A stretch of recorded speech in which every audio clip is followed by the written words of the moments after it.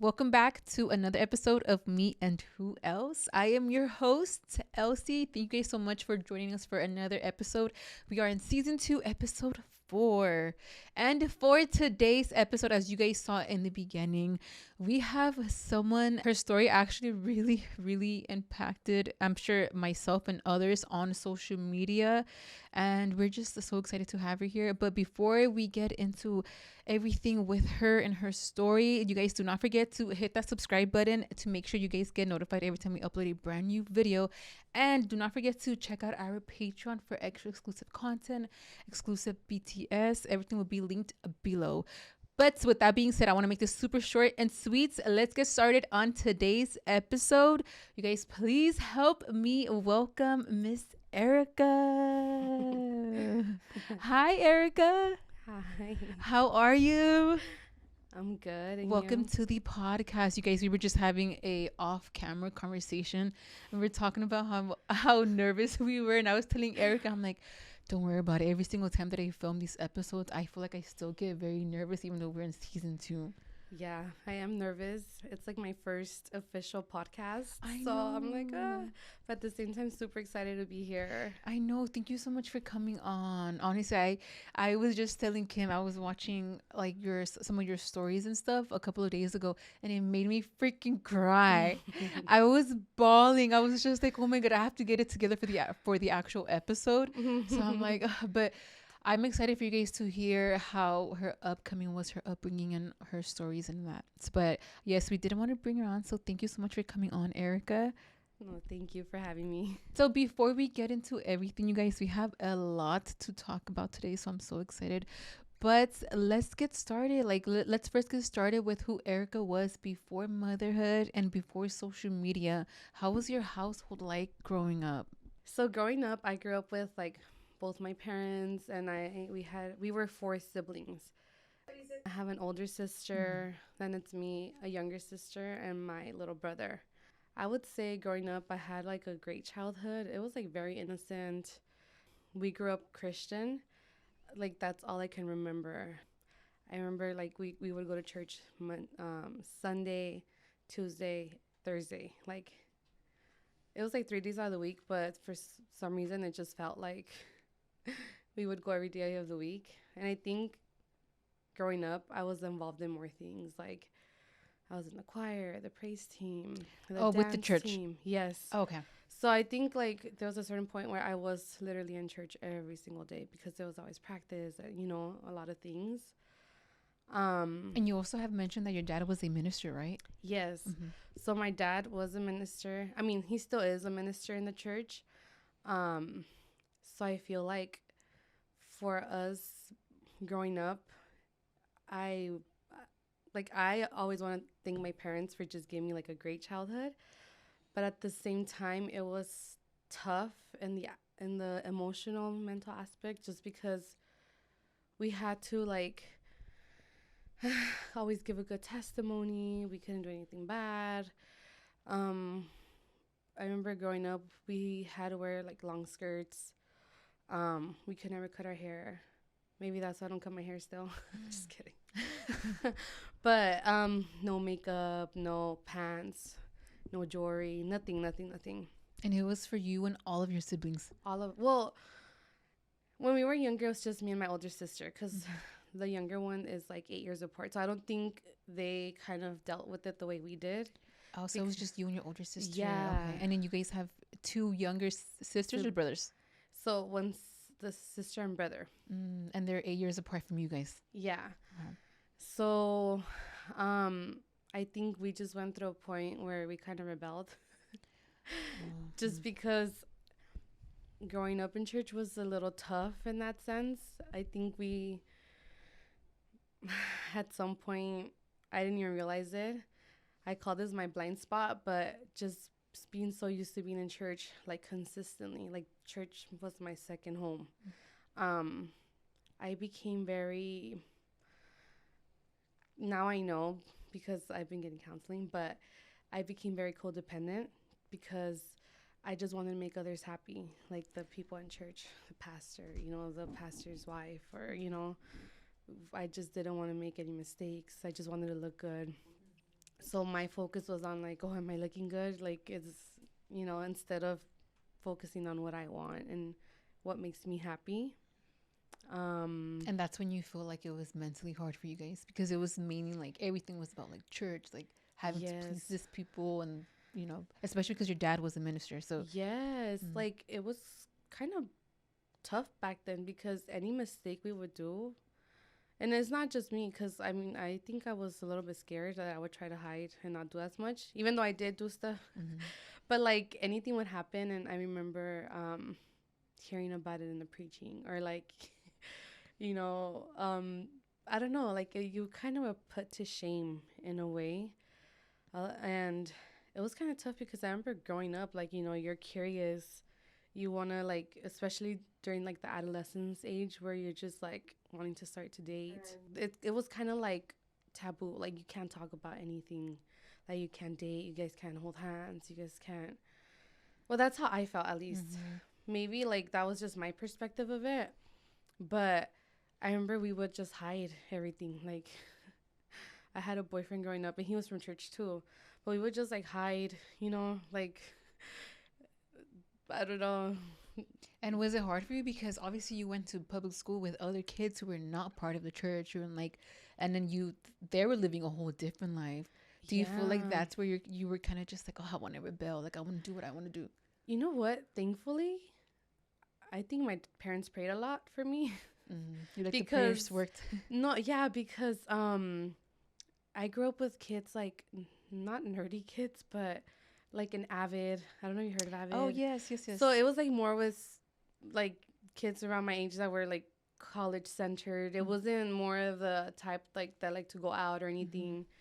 So like all my group of friends, we were just literally like focused on getting better grades. And I remember like I had like two of my friends that were like really smart.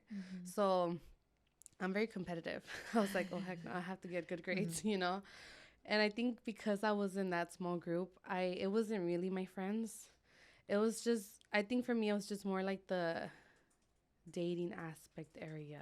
Got it. That I kind of struggled with, because my older sister, I think she did kind of have like friends that wanted to be out and all that. So for her, she had it tougher growing up because of that, because she wanted to go out. My parents wouldn't let her. So she would have to like sneak out. And like for me, I was like, oh my gosh, she's so bad. Because I would never do that. So, the more I considered I think even mentally, I started considering myself, oh my gosh, I'm a good girl. I'm a good girl. Like, and then that persona in me just kept growing and growing. Like, I have to be good. I cannot look bad. I have to be good. I have to be good. So, were you like this all throughout high school? Because you were, where were you actually like born and raised at? We lived in Watts growing up. My mom didn't want us to go like to any of those schools. So middle school, I started going to Bell Gardens, intermediate, and then just graduated from there and went to Bell Gardens High School. And I think because I moved there was the reason why I ended up going to like a 4-year university, because of like the AVID program. And you're like the first generation to go to college and all that. Like my sister, she's really smart too, but I think because she never got into any of those programs, my parents didn't know about any of that, but because I got into the AVID program, I was able to like just follow all the steps, and I ended up in a university. I was like, oh my goodness, like that's awesome. I entered in the nursing program. Oh, how nice. Okay. But somewhere along the way, I just didn't think it was for me. And I ended up changing to like family life education, and I wanted to be a therapist. Oh, okay. Yeah. Oh, okay. So throughout those 4 years, you changed your major. Yes. And I'm not going to lie. I kind of changed it too, because like the sciences were super hard. But I remember like going into chemistry. Oh my gosh, that class was so tough. I was like in office hours like every single morning. And even then, out of all my friends, I was the only one that passed with the B, and I think like everyone else failed. But point is, I went into anatomy, and like at that point, I think I was already like checked out, and I ended up like not doing so well. And I was like, you know what? I don't think this is for me. During college. And what college did you go to? Cal State Long Beach. Oh, yeah. Were you dorming there, or were you living still? No, I never dormed. Like I was always like scared to leave my parents' house. Oh, okay. Yeah. So I ended up staying, but like maybe if I would go back, I probably would dorm just to get the experience. Oh, your parents were probably so proud because you were saying that your parents, they migrated here from Mexico. Yeah. And how was it for your parents? I think they were like very proud of me. I mean, they would tell me all the time. And I did become very proud, like, oh my gosh, like, because like I said, it was a thing that like it wasn't even a thought in our minds. Like we would hear about it, but it wasn't like, oh, it's gonna happen. It wasn't like a goal of mine until like I was in high school and I just ended up in the right path. So for them, they were just like so proud and happy.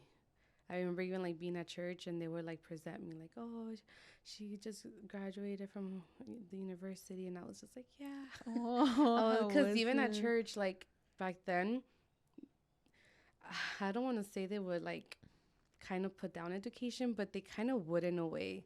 Okay. They would say like, oh, you guys don't really need it. We just need God and all that. Yeah. So a lot of people wouldn't graduate. Like they wouldn't think about it either. Like it wasn't, like I said, it wasn't a thought to us. But because like I did it, it was kind of like a big thing, you know? And even at church, I was like, oh, yes. I was like so proud of myself. And then after that, like more people started graduating, and then it just became a thing now. Like education is important. So obviously being raised in the church and then you go into college, was there any type of like culture shock for you? Well, definitely. I remember going into college is the first time I even realized, like, I grew up kind of like in four doors, like, no, four walls. Four doors. We'll leave it as that. Four doors. No, like in four walls, four walls, because, yeah.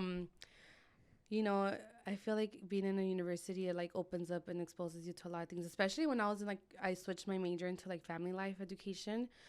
They like spoke about a lot of things that go on, and now in my mind I was like, wait, this happens, you know, like, and like even people would give like their what is it called, their experiences. They would give their experiences, and like I would just hear like, oh my gosh, like that's so hard, like how do people go through this? And that's when I realized like, wow, like my parents, I never experienced any type of like trauma growing up, any type of like pain. We were literally like, I could say like I lived a good childhood, and seeing that at the university made me more grateful towards my parents, because like it just opened my up it opened up my eyes to like a lot. And it was at the same time a little bit harder for me, just because I was just so used to like rules, and like, you know, even in high school, like you have to go from one period to another. You can't miss. If you ditch, like you get in trouble. And then just being like in a university where you could just make all your decisions, I was like, wait, what is this? Like, You're like, why is everyone breaking the rules? yeah. Yeah. And then like, even then I was like, oh my gosh, like why are my parents telling me anything? Like they were that proud of me that they kind of like just dropped. Just give you free will. Yeah. And I was like, oh my gosh, like what's going on?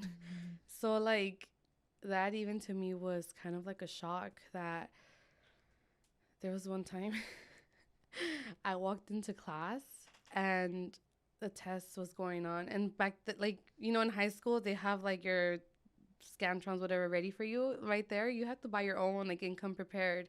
Like you have to like look at the syllabus, and you have to know when everything's supposed to be, like you have to know when the tests are, when to study, like everything, like what topic. And I walked in and I just saw everyone ready with their scantrons. I was like, oh my gosh. So I just ran to like the store, bought one, and like just kind of took it, like just, I don't even know what I wrote, but I still ended up getting a B. But Oh, that's actually pretty good. but I think I'm more referring to like the fact that I had to adjust to no rules, like just me making my own decisions, like just being free. So during your college years, since you had pretty much free will, did you have like a little like rebellious era during college? Like, did you ever attend like the college parties? Did you ever get into drinking? I wouldn't say in my college era I did any of that. I think even though like I was free to do whatever I wanted, I still kind of in a way followed my parents' rules, but it was just like the beginning of me kind of being rebellious in a way. Because you were still going to church during college. Like you were still in I the was church. still, but then I kind of left church because when I wanted to do my therapy, I wanted to go to a different church to because there was like this other church like in the valley that they kind of like teach you how to be like a therapist, but under, you know, like because I switched my major like to like wanting to do therapy, there was like a different church that I wanted to attend that was kind of teaching therapy with Christian values, and I was very interested in that. But at that time, my church was very like closed down. Like they wouldn't let you, they wanted you to stay there. They wouldn't want you to leave. So I remember speaking to the pastors and letting them know my plan, and they like literally told me like you're not gonna succeed. So I was like, what do you mean? You know, like it kind of I think subconsciously got to me, but I still left. Like I was kind of like, you know what? I'm gonna prove you wrong. And how was it for your parents? Did you like? How did you break it down to them that you Well, were gonna actually, leave? they were supportive because okay. okay, during the time we were kind of opening our eyes to different churches, which was not allowed. But like because my sister had a boyfriend, we ended up going to different churches that had different values. It wasn't religious. It was more like, you know, family oriented, having a personal relationship with God. But if the pastor would have known, especially since my dad's a minister, like he would have been like punished and stuff like that, which my dad would tell him. And I feel like there was times when he did, you know, get punished. And I held like a lot of resentment for that. Me leaving was like another reason why I built resentment towards them because I felt like they could have just blessed me, like, yeah, you could do it, you know. But they were just so scared of letting people go. They just wanted us to stay there that they were like, no. But I feel when I left church, that's when I kind of started to rebel in a way. And kind of open yourself up more. Yes, because I met my husband at the same church that I grew up in. Like I grew up in that church. He came around like the adolescence. So I knew who he was. He's been at church, but we started dating around that time, and he wanted to follow me to the other church. So he stopped going and I stopped going. So we kind of ended up spending a lot of time together. And I think because of that and me being in college, my parents weren't as like on me because I would be like, "Oh, I'm studying." And But they you would be were like, with your sometimes, husband. Yeah. yeah, and like because of that, I ended up pregnant.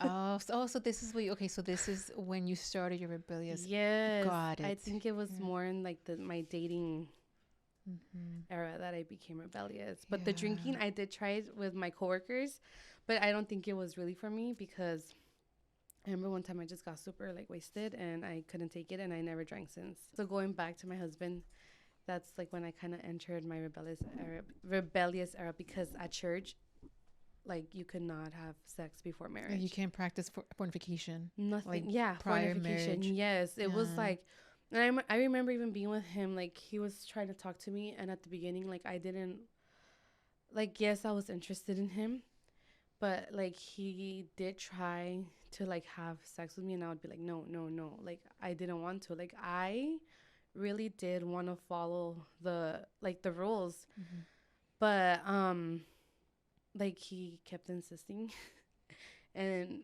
you know I gave in. And I think that's when I just started feeling guilty, like emotionally. I just started feeling a lot of guilt because of that, because I never wanted to, but me giving in was like, oh my gosh, what did you do? Like literally like a battle with myself, like how could you, like what are your parents gonna say, like literally like I would think the worst of myself. And I think that's when like I wouldn't say my self-esteem, but I just kind of started feeling more and more guilty with myself, and it just kind of emotionally brought me down. Yes. It was like very mentally, like a mental game for you. It was yes. hard, yeah. But because I wanted to always portray the good girl, because up until that point I was, you know, trying my best and following rules and trying to do my the best that I can. And how far along after that did you end up pregnant by him? It was like, I would say a year. After you guys dating? After we started dating, a year, maybe a year and a half, that I ended up pregnant. And how did your parents react? Because at this time, you guys were not married yet. So according to them, like, it's considered sinful, right? Oh my gosh, it was terrible. I was like terrified. But it was, I still feel bad, but I really feel bad for my mom. Like, and I don't even want to put my sister on blast, but she did the same thing before me. Oh. So I feel like we did it back to back, and like it was just hard on my parents.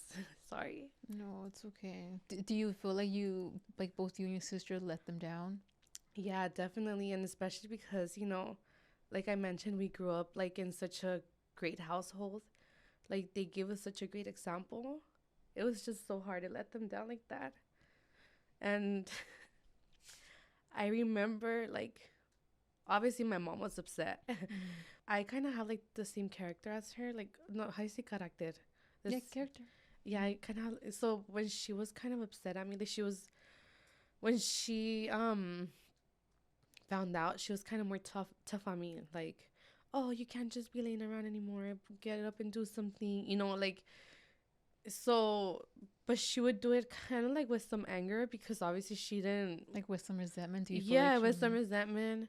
So there was one day, obviously I was hormonal, and I just called my husband. I was like, pick me up, I'm leaving.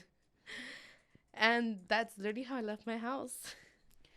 Oh, so you were living with your parents up until then? Yeah, and I think, like, looking back, that was also hard on me. I remember that day, like, I cried so much. But I was prideful too, because I didn't go back. But I cried so much because, I cried so much that I even got a fever because of, I guess, how strained I was or whatever. But I think it was just so hard for me, like, from one day to the other. Like, I didn't even get to prepare, like, mentally prepare to leave my home. I remember, like, I had a dog. My sister would send me pictures of him under my bed because, like, he would always sleep with me, like, just sad. And I was just, like, crying. And, like, I think it was just tough on me to leave that way. And that is, like, one of the things I regret doing. Like, making that, like, sudden decision, because, like, it was, to this day, like, I get sad. Like, I shouldn't have left that way. Were they supportive during your pregnancy? Like, both of your parents? Yes. Like, I'm gonna cry, sorry. It's okay. Because they are, like, they're super supportive. Like, I will forever be grateful for my parents, because even after all that, they've always, like, stood by me. They always gave you grace. They've always given me grace, even though, like... How long do you feel like it took your parents for them to try to kind of just get over the resentment they were holding because you guys got pregnant before marriage? I think for my mom, it took a while. My dad, I know it affected him, but since he's a man, I don't think it affected him as much as my mom did, because like, we're women, and like, I feel like you're her baby girl. Yeah. So I feel like mom sees your daughter so different. Yeah. So, like, she has a lot of pride because, like, she got married, a virgin. She was able to, like get, like they say, get Just married and white, and and all that. So like, she's like, if I did it, you guys can too. So I'm pretty sure along with that, she felt as a mother, or like different things that came along with it. So I think for her it took a little bit longer. She wouldn't mention it as much, but I know, like, it was even up until recently that she would get very alterada, like, because she started getting diabetes, and like her sugar would drop, like, and it wasn't a big thing back then, but now it is. She's like, because of what you guys did, and, like, she'll just mention like, she still brings it up to you guys. Yeah. Okay. But I think recently she hasn't anymore, just because it kind of shifted to my brother. I mentioned it in the video just because, like, he allowed me to, but he was recently diagnosed with cancer. Your younger brother? My youngest brother. And how old like, is my this only brother? He's 20 now. He's 20. He was he's born young. the same birthday as my son, like my 2-month-old on May 8th. So like, they were born 20 years apart. Yeah, like, he just went to the doctor because his right eye, um was kind of like, if he would look to the right, it was crossing, like he was getting double vision. So as soon as we saw that, we're like, you need to go to the ER. So they did an MRI and they found a tumor in his brain, like right in the middle too. It's like the gateway where like your brain communicates with your body, you know. And you guys recently found this out. Yeah, literally like 2 days before his birthday, like before I gave birth, they told him that it was cancerous and that they only gave him a year to live, like 0% chance of survival. I mean, I couldn't stop crying like when I kind of, because my sister, like they went to the meeting. Um, she kind of was like texting me before, like when they were at the meeting. She's like, "Oh my gosh, we need to have a family meeting." And me, right off the bat, when I hear that, just because of what happened, like with my daughter, I'm like, family meeting, like, oh heck no, Well, like something's going on. like I know that's serious. And like she kind of sent me like a little video of like what the doctors were saying. It's like, yeah, gather your family. And I was, that second, my heart just started pounding. Like, what is going on? But he didn't want to tell us until like I guess we all got together in person.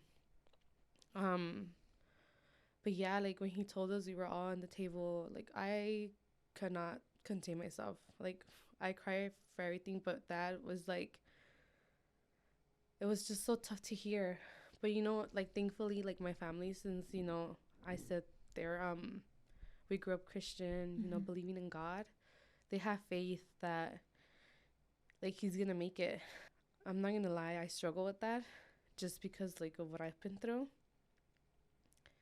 Like I think I have more trauma with that. I'm like in the back of my mind, it's like, but it could happen, you know. For me, I'm kind of like in between, like believing that he will make it, and at the same time, I'm just like, wait, but what if, you know, like the doctor said that. But I think having my parents around brings me a lot of strength, just because even my sister, she's very, like, she has a lot of faith, like a lot of faith. And that just kind of gives me peace somehow, because part, like, there is a part of me in there. Like, you know, even how it says in the Bible, even if it's like a little mustard seed that believes that he can, you know, survive this, and like he will live longer than what they say, like he will grow old and all that. And then is he currently getting treatment for his cancer right now? Well, he was just getting radiation, but what he's doing right now is a clinical trial. It's not even like, it's literally a trial. Like, it's not anything like guaranteed, you know? Like, he's basically an experiment, which is hard because, like, you know, you go to the doctor so they could tell you, like, oh, here's a cure, take this, you know, it'll get better. Like, oh, you need surgery, let's get rid of this, you know? But it's so frustrating going to doctors and, like, they don't even know what to tell you. So, I have, like, a mini hate relationship with, like, the hospital and doctors, and just because I feel like kind of growing up, you just believe like, oh, they know it all, you know, like you're in good hands. But just now living through all this, it's like they don't know it all. Like you have to also do your own research. You also have to like advocate for yourself. You also have to try to do like your own thing when you think is best, not just what they say. Because like there's days when he takes the pills and like he throws up, and we ask them and they're like, oh, okay, like they just write it down, but they don't tell you like, oh, we'll do this, like it's normal. Like it's just all in the air. Up until this point, he grew up very like active in sports. Like he's always been, you know, like doing something. Like just very healthy. Yes, very young. Healthy. He's young. Only 20. Yeah, like I feel like he's been able to maintain himself, you know. Oh, look, he's fighting it. Like he's doing like pretty good. You'll see him, and like to a normal person, like you won't think anything's wrong with him. But I think us knowing who he is and how he is, it just kind of hurts just seeing him like at the house not doing anything, because even like when he had the spare time, he was just outside playing with the ball. And now he can't even do that because like he jumps and he says his back hurts or like something, and it's tough for us to see. him just being more limited, or like not having the as much strength to do the things like he once did. But And how are you guys as a family? Like, how are you guys coping with it? How are you guys?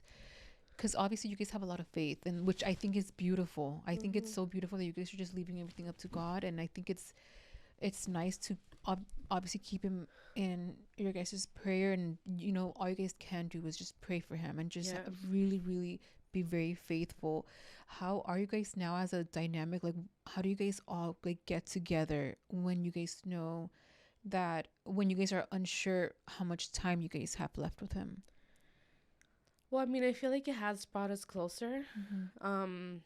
We do try. I mean, we still, because I live like kind of there. Like a lot of people don't know this, but like my parents live like in the back apartment. Like they own the apartments. They live in the back. I live in the front.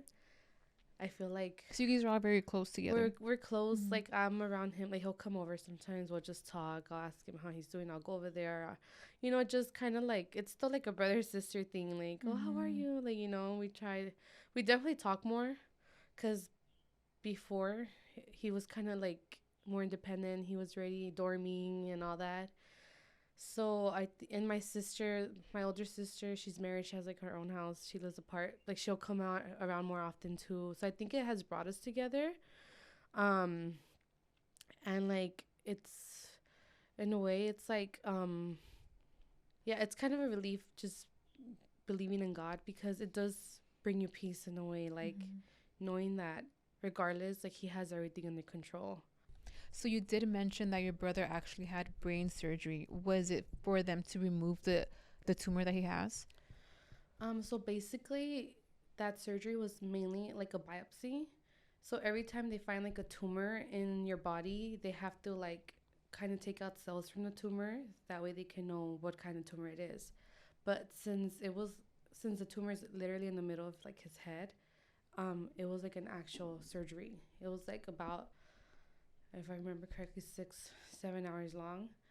Um, but yeah, the doctor had told us, depending on like what the biopsy says, because they get a pathology, the first one, like within 15 minutes, if it kind of comes clear, we can try taking away some of the tumor. And then they take the rest, like for an actual, like the full on pathology. They did the first pathology. It still didn't show anything big. So they tried to remove 60% of the tumor. So actually, so they did remove 60% of the tumor.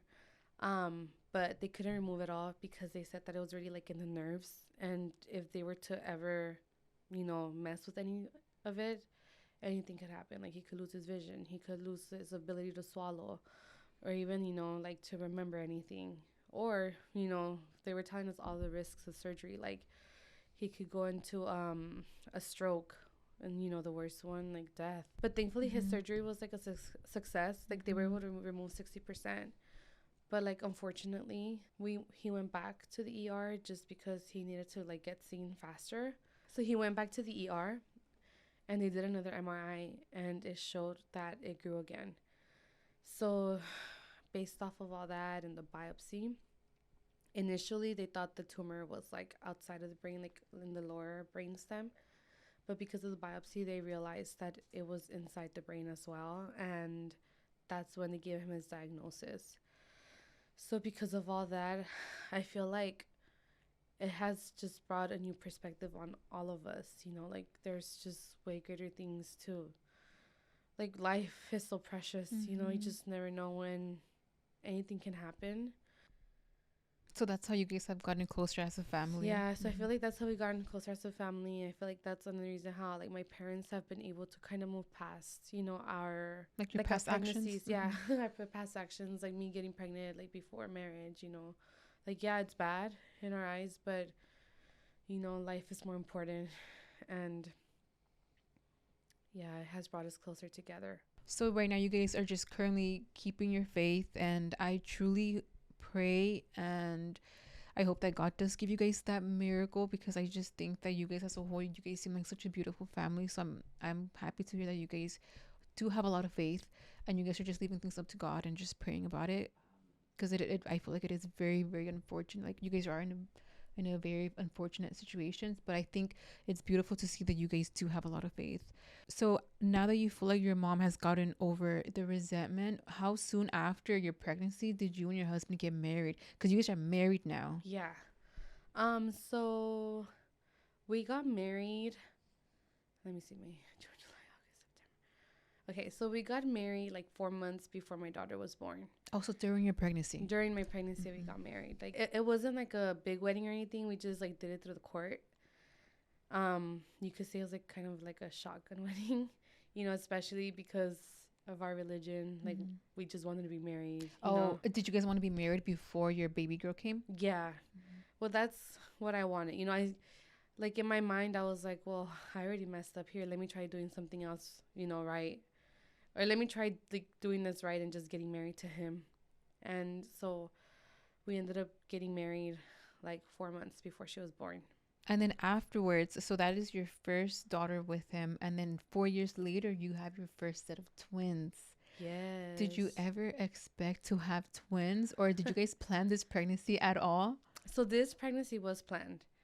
I remember when we first had Summer. I've always known I wanted to give her siblings, especially me growing up with my sisters and having siblings. I'm like, I cannot leave her by herself. So we always said like we were gonna have another baby like in the 3rd-year mark, but then the 3rd-year mark came and we're like, that's too soon. So then, but then when she was 3 and we're like, you know what, we should start trying. Like by the time she's 4, like it'll be fine. So yeah, we ended up getting pregnant really quickly. And how did you guys react when you guys first found out? Oh, like this is not just one baby in here. Yeah, the funny part is that like I remember I was having issues with my insurance, and I took a while to even go get seen. Normally you go around 8 weeks for the first one so they can confirm. But I remember like I went until 16 weeks and my stomach was already kind of big. I was like, oh my gosh, like why is my stomach so big? But I still didn't think anything of it. I was like, maybe I'm just eating so much. So then we went to the doctor, and so as soon as the doctor like did the ultrasound, like there was like a TV in front of us. I remember just looking, and you could like straight up see 2 babies, and I just say like, so yeah, like you could see them like perfectly shaped because they were already like older, and at this point they were 16 weeks. At this point they were 16 weeks, so they were older. Like, and I remember just being like my mouth just dropped. Or like, there's no way. Like, I got excited. Like, I think it's such a blessing being able to like carry twins, because obviously like it's not such a common thing. I mean, it does happen now. Like, I know a lot of twin moms, but like I don't know. It's just like such a blessing, and like you just feel empowered, like you're creating 2 little babies inside of your stomach. Superhuman. We were just like that. Like we were super shocked. We were like, how did your husband react? He was like beyond shocked too. Like I think he was just like, I remember like stressed, like stressed, like what in the world? I think for him, like we were both excited, but it was just like, how are we gonna do it? Like that's like the first thing, like, cause I remember with my first baby, I kind of did fall into postpartum depression. I think with her, it was like the hardest in the sense of the transition into motherhood. Yes. Just because like I knew life, like not being responsible with another human. And then all of a sudden you're like, you have to like take care of them. You have to feed them. Everything hurts you. Like that hit me hard. But now that I knew, well, because I knew that, when we found out it was 2 babies, we're like, oh my God, double of that. It's like double the postpartum. That's why we were like stressed, like, oh my gosh, like how are we gonna do this? Like that's gonna be tough. But I think like along the way, like it just turned into an exciting thing that we were just like so like everyone was like, oh my gosh, like and then And at this point, how old were you? Wait, let me count. So I was 24 with Summer. She was 34, maybe 28. So I was, I think, 28. So you're 28 and you have your first baby girl, and then you also have a set of twins. And then how far along did it take you to get pregnant with your second set of twins? Like months. It's funny because I think with having the twins, it's a lot of work that I wasn't taking care of myself not to get pregnant. So I think the girls were like around 4 to 5 months when I found out I was pregnant. And I remember, well, she needed a helmet like for the shape of her head. Mm-hmm. And I remember going to the appointment like with my twins and my daughter. And on the way back, I just kind of like not like accidentally touched my boob and it hurt me. I was like, And they felt sore. they felt sore. I was like, oh, heck no. Like literally, like I just kind of knew. I was like, no, there's no way. There's no way. I went home. No, actually, I stopped by at a 99-cent store to buy a pregnancy test because I was like, I cannot live with this. Like, I'm wondering if I am or not. So I got it right away and I checked and I was pregnant. And right then, like that moment, I was like, oh my gosh, like I did freak out. Like this one was a little bit more tough just because I just had twins. 4 months ago. Yeah. Mm-hmm. And like, I was like, oh my gosh, like how am I going to do it? And I mean, at this point, it was a lot of work, but I feel like with them, I was already like in a stable routine. Like I had it was going really well, like really, really well. But I feel like when I got pregnant, that's when I was like, oh my gosh, like again? But I was like, if it's one, I got this, like I just did two. Like one is not that bad. Mm. So I went to the doctor and he scanned me. And then he's like, yeah, you have one baby. I was like, oh, thank God. Like, thank you, Jesus. Because it was just one baby. He's like, but, like, your placenta's a little bit bigger. So we're just going to schedule you an appointment for 2 weeks just to, like, check it out again. Just to double check. So, okay. And that was at 8 weeks that I got checked. So I came back at 10 weeks. And then, like, he was scanning again. He's like, yeah, you have a healthy baby. The heartbeat's there and everything. And I was just there in the table like, oh, yay. But then I saw something. I was like, what is that in the bottom? Like, I literally asked the doctor, like, I see something there. What is that? And then he just immediately, like, turns the, what is it? So you were the first one to actually see it. Like, not even the doctor. Yeah, and I think maybe because I already had twins, I kind of, like, saw it. It was probably like your mom instinct. You were just like, I see something else on there. And if I would have mentioned it, he would have probably still said it was like just you still one. have one. Like that's how those stories happen. Like you go give birth and like you end up with two. But so he immediately like shifted to the other baby. He's like, oh yeah, that's another heartbeat. And I was like, oh my gosh, like that for sure was like even bigger shock. I was like, no, like. I went home to the babies. They were both in the bed, like in their tummies, because they were still small. Like, they didn't even crawl or anything yet. Like, they were like babies. My husband was there, and I was like, how did you break the news to him? Or, like, how did he react? I actually have a video of it on TikTok. Like, I literally just told him, and he just stayed stuck. Because I showed him the video of me recording in the doctor and him telling me that it was two. And he's like, nah, he's just joking. Like, he was in denial at first. And then after he just, like, stayed in shock. And, like, he just looks over at the babies, like, two more. Yeah. And the funny part, too, was that up until this point, we've been having girls. And he's always wanted a boy. Even, like, in the first twins, they were fraternal. So there was a chance that like one could be a boy. Chance, yeah, right, and one girl, whatever. So when we found out they were both girls, we're like, oh, my gosh. Like, that's a lot of girls. So then with these twins, we're like, oh my gosh, like, let's hope it's boys. But, we went again and they told us that it was two more girls. And we're like, like, our jaws were even more dropped. Like, it just kept getting, like, crazier. I mean, I love girls. It's just him that, like, wanted a boy. So at this point, like, walk us through how you guys are feeling. Like, you guys have a 4-year-old at this time, right? 4-year-olds. And then you guys have a set of twins that are 4 months. And then you guys are pregnant with another set of twins. Like, what are your guys' emotions? How did you guys, like, did you guys structure some sort of plan? Like, okay, like, this is how we're going to have to, like, raise them? Or how was it? Also for your parents. How did you break that down to your parents? It was just, like, a shock to everyone. I mean, at that point, I remember I was doing pretty well with Summer and the twins. Like, like I said, I had like a routine going. Like they would hardly cry just because I was feeding them at the time. They were sleep trained.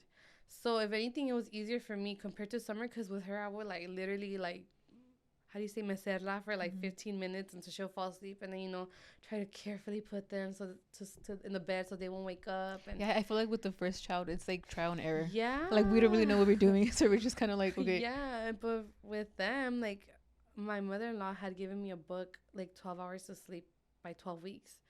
And I read it before. I was like, I need to like prepare. So I sleep train them. I would just put them in the crib. They would nap.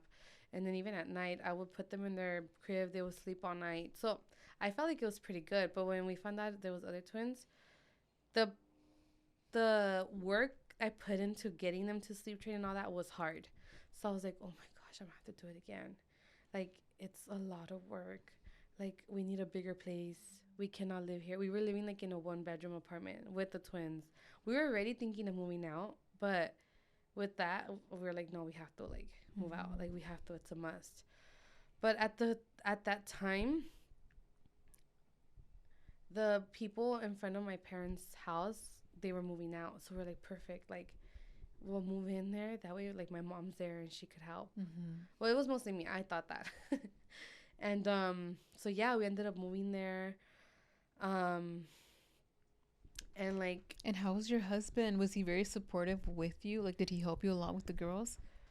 with the, yeah, I mean, like with the twins and all that, yeah. Like at that time he was working, but like he was having like a crazy schedule. So I think that's the part when it was hard on me, because I had to like watch Just by him sleep, yourself. and I had to take care of all the girls. I'm like, because he would wake up like at 2 in the morning to go to work or like something like that. Like going into like the 20-week scan with my second set of twins, with my second set of twins, like that's when like I just entered into another shock, because they told me like there was, like you could feel in the room when something's wrong, and I've never felt that before. Like the ultrasound tech was like so quiet, and I was like, this is weird. Like she just kept scanning and scanning, and I was like, what's wrong? Like I know I've had twins, like it takes long, but like she's too quiet and it's taking too long. So she just said, I'm gonna bring out these scans to the doctor and they'll be in to see you. And I was like, this doesn't sound good. So prior to that, they had already told me like that the genetic testing came out abnormal. They didn't know what, but there was something abnormal about it. They're like, it could be Down syndrome, it could be something.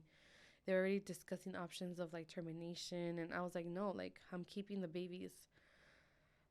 So going into this, it just kind of all like added up. Like, okay, the genetic scan, and then now they're telling me there's something wrong. The doctor comes in, he's like, we just noticed that your baby's stomach is extended. Um, one of her kidneys isn't working, and we think it's stopping her urine from coming out. So in that moment, like it was just like you feel like helpless, because like it's your baby. Like I was thinking, like, how does it feel when like you want to pee and like your bladder is like you're ready to pee and you can't let it out. So I was just like, oh my gosh, like what did I do? Like what did I do wrong? Like And what? at this point, you're 20 weeks pregnant. 20 weeks pregnant. I remember by then I was already posting on TikTok. And like the whole double twin situation was what kind of started gaining my, how do you say it? Like with the whole double twin situation, that's how I started getting followers. Yeah. Because it's like something unusual. So I remember like posting about it, and there was like other moms saying like, oh, it's okay. Like my son had like issues with his kidney, but the doctors say that once they're born, it fixes on its own. So I was like, okay, I was starting to get hopeful. But as time went by, like different things kept happening. These twins were identical twins. They were in the same placenta. So at that point, another problem came up being that they had twin to twin transfusion syndrome. So basically, when there's twins in the same placenta, it's like it's like a cycle, you can say. Like all my nutrients go to one baby, they receive it and they give it to the other baby, and like it kind of goes like that. But in this case, the first baby was just getting all my blood nutrients, whatever, and she wasn't. It wasn't transferring it recycling to the. yeah. So Mhm. then one baby gets too big, another one gets too small. So the only cure to that is to have like a surgery where they cut the, I guess you could say like the veins, but it's just kind of like where where the blood flows to each other. So once they're like cut, I personally give each of them my, blood, oxygen, everything that Mm. the babies need.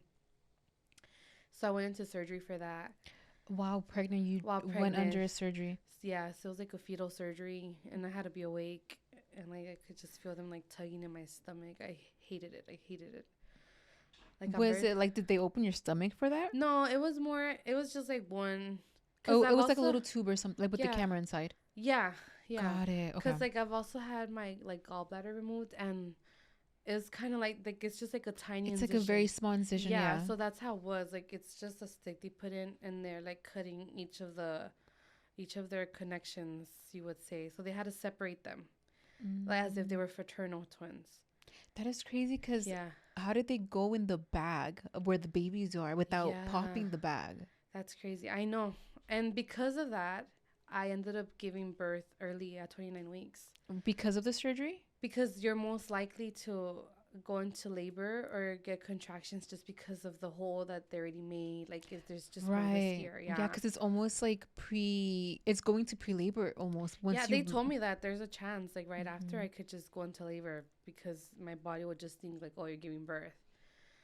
So they actually gave me medication to stop contractions, like right after, To stop the labor to stop the process. labor. Yeah, they did that, and at that point, they had already told me like it's 50% chance that twin A like survives, like the one that was smaller. Um, and it was scary. Like we didn't know whether to do it or not. Like we had to like think about like in those moments, like making those decisions is like, wait, what do I do? Like it's all up to you. Mhm. But we're like, you know what? We're just gonna do it. And that's actually how her middle name came about because I remember like just reading the Bible and that same verse that I mentioned earlier that if you have at least faith as small as a mustard seed, Mhm. like you can move mountains. And I remember that morning crying and like crying, like oh my gosh, this could be the last time she's here with me. And and I was like, God, I'm kind of like struggling to have faith, but I have that tiny faith. And you said it, like you said that if like the verse I said, like if you have as tiny faith that you will do it. And then that whole day like went pretty well because I remember we went. Um, then I didn't even know, but because I had Medi-Cal, and there you just go wherever like they send you. But they had Mhm. sent me to like one of the best doctors because like even the patients waiting there, they're like, oh, we came from Australia just to come for this doctor, and I was like, wow, like those were already signs for me, like okay, this is gonna work out. And like during the surgery, I could just hear them like kind of struggling, but they're like, oh, okay, she moved at the perfect time so I could like cut it, and things like that. That I was like, Because you were awake throughout the entire yeah. And surgery. there's a chance that they weren't gonna be able to do it fully, like, Mhm. and I could hear everything. So, and until the end, where they're like, yeah, we were able to do it all. And then they told me like, well, we have to wait 24 hours. Sometimes like the baby doesn't make it within the first 24 hours. So every time the nurse would come to check on the heartbeats, it was still there, and I was like, okay, like, you know, and it just brought me back to like that morning, me crying, like having faith, and yeah, so that happened. Um, then weeks, like about a month later, I'm sitting down. I get up to do something, and I just feel like some liquid pour down. I was like, wait, but it wasn't like a lot. Mhm. That's just a little bit. But I was like, I know I'm not peeing.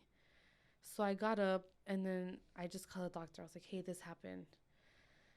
Um, Were you contracting at all at this point? no, it No. was just like that's all I felt. But because of like all the risks that I've already been having, they told me just come to the hospital. Mhm. And the twins were 29 weeks at this point. 29 weeks. Mhm. And I remember I hate that hospital because that's where I gave birth to Summer, and they kind of like traumatized me with the way they treated me, and they kind of experimented on me because they knew it was like my first time, like now Mhm. knowing what labor is really supposed to be like.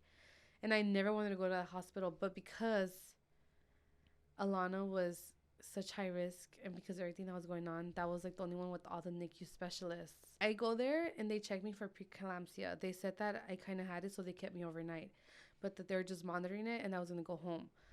But that night they kept me again, but they kept telling me, okay, you're gonna go home the next day. The doctor was busy tonight, so they're gonna see you in the morning and then you're gonna go home. But that night my stomach started hurting, and I kept telling them like my stomach hurts, and they're like, it's not contractions, it's not like they kept telling me it wasn't contractions. And And obviously, since you know what contractions feel like, you were just like, and I felt like if they would have just accepted it, they could have given me like that medication to stop them. But they just kept telling me, no, like they're not contractions, until like there was one point I kept trying to sleep through it, and I would keep going to the restroom, and it was just like all like the mucus plug was coming out. Like, so I knew. So you were like in active labor. Yeah. But at the same time, I wanted to go home. So like I wanted to go back home, so I wasn't really saying much. I was like, let me just fight through it this night. But there was just one point I couldn't take it. Like I just started screaming. I was like, you know. And then that's when they finally called the doctor. Like they weren't calling him. They finally called the doctor, and he checked. He's like, I could feel the baby's hand. They're like, code green, code green. So I was like, what the heck is code green? They're like, you're going into a C-section right now. I was like, what do you mean? I was like 4 a.m. So there I was by myself, because my husband at the time was with the other girls. Like we're over here thinking I'm going home the next day. So they take me straight into like the OR. I'm trying to call, but at the same time it's all happening so fast. But like they're not answering because like in the middle of the night. And at that point, and then that weekend, my parents had gone to like Mammoth Lakes. It's like 5 hours away on a trip. So like there was literally no one. So I called like my mother-in-law. Like she's the only one that answered, and she's like ended up coming. But when I had already given birth. But yeah, it was crazy, like giving birth by yourself there. I had a panic attack. That's when I realized like I'm very claustrophobic, because I tried moving my legs and I couldn't feel them, so I lost it. I was trying to get up, like, and they were telling me like, sit down, like lay down, your stomach's open, your stomach's open. I didn't care. I was like trying to get up, and then before I knew, look, I heard the baby. I heard the baby's I heard Celeste, her tiny cry. Like it was a different cry. It's not like a loud. It was just like very faint. Was it your first C-section? Is it second? Got it. Okay. Because so it wasn't my first twins. I had the first one regular, and the second one they did the C-section because she wouldn't come out the regular way. Then they said the second baby, which is Alana, was born, and I didn't hear her cry. And I think that's another reason why I started having the panic attack. Like something in me was like, wait, what's going on? Like I can't hear her. And I was trying moving my legs, kind of like, okay, let me get up, but I just couldn't. And then I just woke up in another room. Like they fully put me to sleep because I literally had a panic attack. And you were by yourself. And I was by myself. And then at that point, it was kind of like COVID rules were still like, regulated. Yeah. And you could only come in if you had the vaccine. And my husband never wanted to get the vaccine. Like he was like firm on not getting the vaccine because he didn't believe in it. So they didn't. So he was in there the first, like they only let him in once. And then after that, he went back with the girls and they let him back in. So around that time when he left back with the girls, that's when like they started telling me everything with Alana. And that was tough to hear too. And I was by myself, like, you know, my cut, like I was just in pain everywhere. That's when they told me that she had Bacterial Association.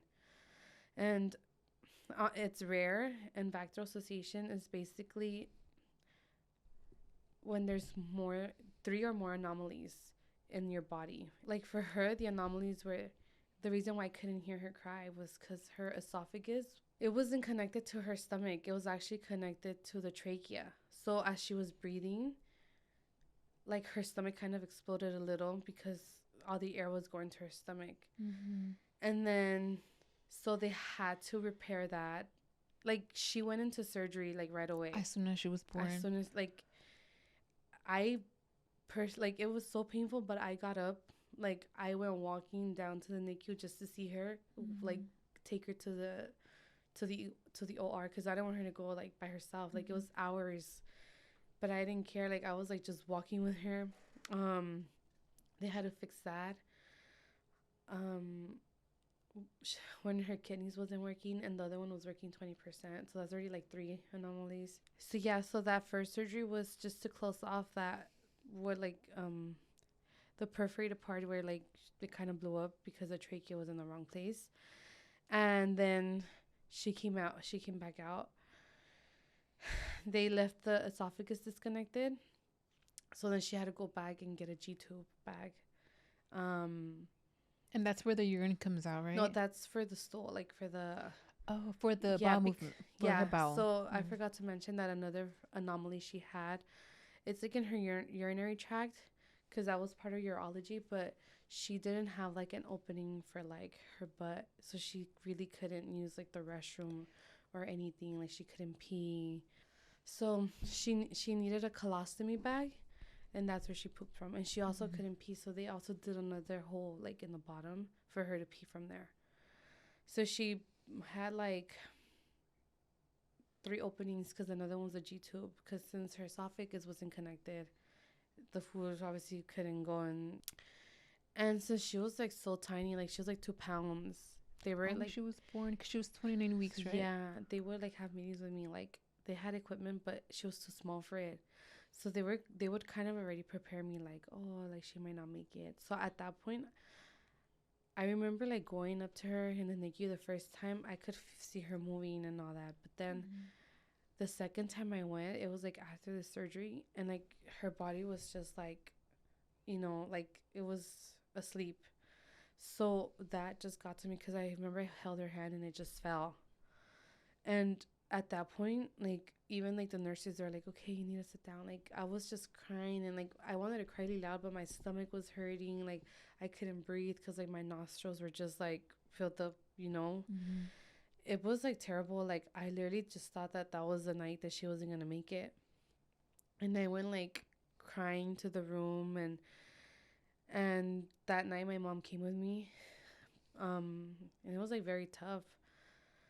And then seeing the both of them, and then Celeste, which is her twin, she was like the opposite. Like she was completely healthy, and that's why it's called association, like her sickness, because it ended up not being genetic. It was just something that happened to happen to her. Because if it would have been genetic, Celeste would have had it too, since they were like identical twins. Like they were sharing everything. And you said Alana came out smaller than Celeste. She came out smaller than Celeste because of the twin-to-twin transfusion syndrome. Time passed, and she was a fighter. Like my baby, she was a fighter.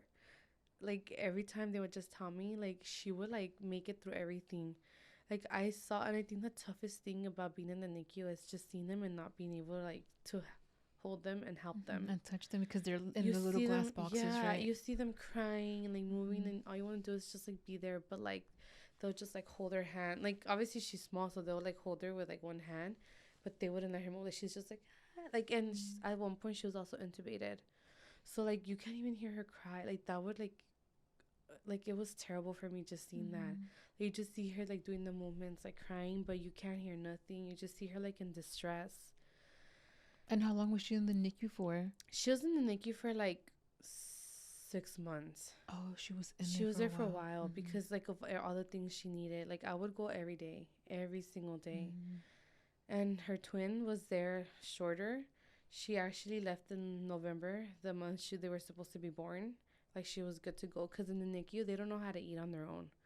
Like they have to like learn to eat, and once they learn to eat on their own, like develop all that, then they let them out. But Alana, she took longer because of everything she had. But she finally did. She went home, like she graduated from the NICU. Like, and for me that was like such a proud moment, because like I didn't think she was gonna make it out of there at some point. Like I was praying and praying, and she made it out. Like I was just so happy she did. And then this was 6 months after you gave birth to her. Yeah. And she was still like tiny. Like she wasn't so small, but she was still kind of like in the 10-11 pounds weight. Yeah. So how did you end up getting through all those 6 months being in the NICU with all of your babies back at home? Well, honestly, like they say it takes a village, and like I will forever be grateful for my parents, for my mom, because at that time she was like helping me with the girls, and also like my husband, like taking turns, like whenever, Because, like, one thing's for sure, I would not miss a day. Like, I don't care. Sometimes, I'm not gonna lie, they would get upset. They're like, don't go today. She's fine. Like, they're taking care of The her. hospital staff would say it, or your family? No, my family. Your family. Oh. And I was like, sorry, I don't care. Like, I'm gonna be there. And till this day, I'm so glad I did that. Mm-hmm. I feel like that's what kind of gives me like more peace too, knowing that I did everything I could. Like, I don't care what anyone told me. Like, I knew the girls would be fine at home. It was just gonna be like for a few hours. And even then, like, I feel like I didn't get to do as much as other NICU parents do, because they have a rule that you have to carry, if you're gonna carry them, it has to be for an hour or more. Like, you can't carry them any less. So I feel like a lot of times I couldn't do that, because I would go just, quick, as long as she heard my voice, Mm-hmm. because I knew the girls were waiting for me at home. It was a lot, but like the girls kind of were at an age where they still didn't know what was going on. So I don't think it affected them as much. Maybe my older daughter, yeah, like, because I would always be in like every day. But even then, like, maybe, I don't know if she was at school at the time. But I would go every morning. So, yeah, like, I just had, like, my mom helping me or my husband sometimes, like, but I had to be there. Like, I had to be every day at the NICU. Like, I had to make sure, especially when her twin left. Like, Mm-hmm. and the thing is, like, you think babies don't notice, but they do, because literally every day you go and ask for, like, I would ask for, like, her stats, like, how she's doing, like, has she gained weight, has she been tolerating her food, like, things that were a concern to her. And I remember going back the day after I had taken Celeste home, and she had lost weight, like, a little bit. Like, Mm-hmm. she wasn't doing, like, she wasn't progressing as much as she would other days. Um, so, like, that was, like, sad for me too. But and then I saw her, like, through the whole process, because the smaller they have them, like, in different sections, Like in different rooms, right? yeah. So they started off, like, in the micro preemies, kind of Mm-hmm. like with the tiny tiny babies where everything was dark, and then I saw her slowly move up to, like, the bigger babies, until they took her to, like literally, like, older babies. Mm-hmm. There's, like, a nurse section. But yeah, no, it was crazy.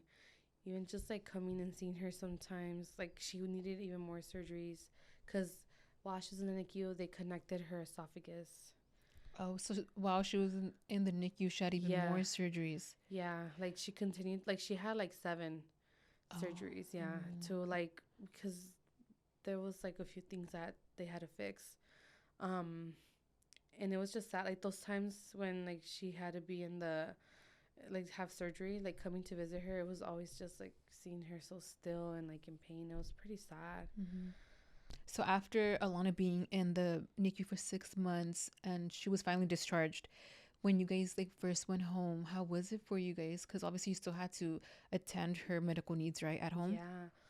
So it was actually mandatory before discharging her. We had to stay, like, a full 24 hours there with her, because we needed to see what it would be like her care. Mm-hmm. They had, like, a schedule for her medication, Mm-hmm. and a schedule for, like, everything, like her cleaning her and all that we needed to, like, be there to see. So she still went home with like the G tube and all of that. Yes. So when she went home, she still had her colostomy bag, her G tube, Mm-hmm. and the one where she peed from. Mm-hmm. And they wanted to add another one. Actually, they wanted to add. I never allowed her to get it, because I don't want her to have another surgery. So I forgot the name of it, but it was basically like a line, a central line, where they would just automatically get blood from there instead of having to poke her. Because of her kidney issues, like, we always had to be drawing blood to see, like, how she was doing. So you guys had to draw the blood at home, or did you guys have to Well, take her? we had to take her, Mm-hmm. like to Reno, but we did have to give her shots at home, like, 3 days out of the week that I had to do. But yeah, so before leaving the hospital, they teach you how to do it, but it's like I don't think it's like the full experience, as to, like, being fully. Having a nurse right there to help Yeah. you and to guide you, yeah. So I For remember, sure. like, that day when she came home, like, I was just like, it was crazy. Like, the girls were barely settling in. Like, I wanted her to have a moment where, like, her sister saw her coming out of the hospital, you know? But obviously, with, like, a lot of girls, it was a little bit chaotic. So we got home. They were kind of hungry. They were crying. She was, too. Like, I think she was so used to being at the hospital that being home, she was like, wait, where am I? So she was also crying. And I also had to, like, be on it because, like, her medications had to be on time. So, and eating too, like, I had to prepare her bag and, like, connect it and everything. And I was, like, a little bit behind. So it was kind of stressful. I remember that first night. And but it was nice having her, like, home. Like, she was with Celeste again. Like, she started smiling again, like, looking at her. Like, they had, like, a little moment. It was, like, so cute. We did try to keep her away from, like, the girls just because with her kidneys not being that well, like, her immune system wasn't well. So, like, if she were to get sick, like, basically the doctors, the nurses, they told me, we had a meeting before leaving. Anything happens to her, straight to the hospital. She gets a fever, take her to the hospital. She gets, like, you see anything, like, don't even question it, just go to the hospital. So we were trying to avoid that as much as possible because we didn't want her to go to the hospital. But there was a few times when I had to take her to the ER because she did get a fever. So I went and I took her. But the good thing with her, since, like, her condition is a little bit worse, they see her sooner than everyone else. It's not like the regular, like, 8 hours. Like, you could go up to, like, almost half a day there in the ER. But she would do good. Like, we would get sent back home. I took her, like, about 3 times, and, like, she was always fine. And I was always scared, like, oh my gosh, like, she's gonna need to stay. Like, they're gonna, like, admit her or something. But no, they wouldn't. But yeah, like, she was doing good at home. Like, I always say, like, she was, like, so smart. Like, for her to, like, have everything she had, like, we, like, somehow I kind of knew what she was, like, saying, like, just by looking at her, like, the way she would just smile at me and, like, talk. Um, It just ended up being like a routine for you guys, huh? yeah, yeah. When did you realize that her complications were getting like a little worse? So, like, there was this one week that the girls got sick. And, of course, we were always trying to keep her away from all the girls. But I think it's one day we went to the park. Like, all of us went to the park, like, with our two adorable strollers and Summer. But I think it was, like, really fresh that day. We went back home. The girls started coughing, the other girls. But, of course, you know, being in the house, I think Alana ended up getting it, too. But with her, like, she's just more fragile in that sense, that if anything happens to her, she needs medical attention right away. But it was just a crazy week because I remember even Summer's tooth, like, she was starting getting swollen from her cheek, so I had to take her to the dentist. Celeste was, like, literally barely breathing. Like, she was like even wheezing really bad. Like, like, her ribs were retracting a lot, so I had to take her to the ER. They had her, like, with the, what is it called? The oxygen It's mask, not that, it's albuterol. And I remember I had just taken Alana to, like, she had appointments every week. Like, the day before I took her to her appointment, and I remember there's a lot of things that happened that led to her passing, because every time we would go to Reno, they would always, I kid you not, always draw her blood. But for some reason that day, the doctor was like, oh, she doesn't need to draw her blood today. Because I know it might come out, like, because there was a medicine that she was missing. And they, like, in all the pharmacies, it was hard to get. So it was taking a while. She's like, I know that her labs are going to kind of be all over the place just because she hasn't had that medication. And, like, I think about it now, it's like, if we would have done that lab, it could have, like, saved her life, because, like, it would have shown, you know, all the symptoms, like, then. And that's one of the things I'm like, wow, like, why wouldn't they check? Like, they would always check. Anyway, so there was just this one day that she was just, like, crying, like, crying. She was such a good baby. Like, she would just sleep. Like, she'll do very well. But that day she was crying. I remember, like, I held her and she fell asleep with me. And she was just, like, sleeping. But obviously I had the other girls. So my husband was like, okay, like, don't get her so used to, like, being like the brazos. You know how like we have that thing with being embraciladas? Mm-hmm. Like, don't get her so used to it. So I was like, oh, fine, like, okay. Like, I didn't want to let her go, but like, I was like, okay, I'll put her down. She's already asleep. But after that, she woke up and she never went back to sleep. Like, she was just so restless. But in my mind, it wasn't registering, like, take her to the ER just because, like, everything was going on with the girls that I don't think I was thinking straight. And not only that, I felt like I was her nurse, which I was her nurse. Like, I knew what to do. There was a few times when, like, I knew she would get fuzzy because her Foley that she had to pee would be stuck, and like so that means her pee wasn't really coming out. So I would always like take it out and like try to fix it. Like she would cry like crazy, but then it would come out. And I remember that day I kept like checking. I'll take it out. I'll keep checking, and then normally like when you put it in the right place, you just see the pee coming out by itself, and it wouldn't come out. I was like, what is wrong? Like it was coming out dry. It was just like there was nothing. Like it's just a tube, and like normally it's supposed to come out. But in me, I was like, I'm putting it in wrong. I'm putting it in wrong. So I kept trying to fix it. Like, I was like, oh my gosh, like, I need to fix it. I know how to do this. I've done this many times. Like, my goal in my mind was just to fix it. And another thing is, like, when we were in the ER, just because her case was kind of unique, even sometimes the nurses didn't know how to change it. So I was like, why am I going to take her to the... That was, like, my thought process. Why am I going to take her to the ER? They're just going to, like, mess her up. Like, I know how to do it. Because like with medical babies, sometimes parents know more than like the nurses that they're assigned to, because you know the parents are around all the time. So I was like, no, like I'm gonna fix it. And time was passing by, and then she got a fever. So I was like, okay, like I need to take her. But at that time we were just so frustrated that I hadn't slept because I had just taken Summer to the dentist. I had taken Celeste to the doctor For her wheezing, right? For the wheezing. They put her on the machine, but she wasn't getting better. They told me to stay in the ER. I stayed the whole night with her in the ER. And then it was that next day when we went to her appointment, and then they didn't check her labs. And then that they didn't draw her blood. Because they didn't draw her blood. So I was like super busy that week. And then that day was when like everything started happening. So basically I was exhausted. I was like, I need to sleep.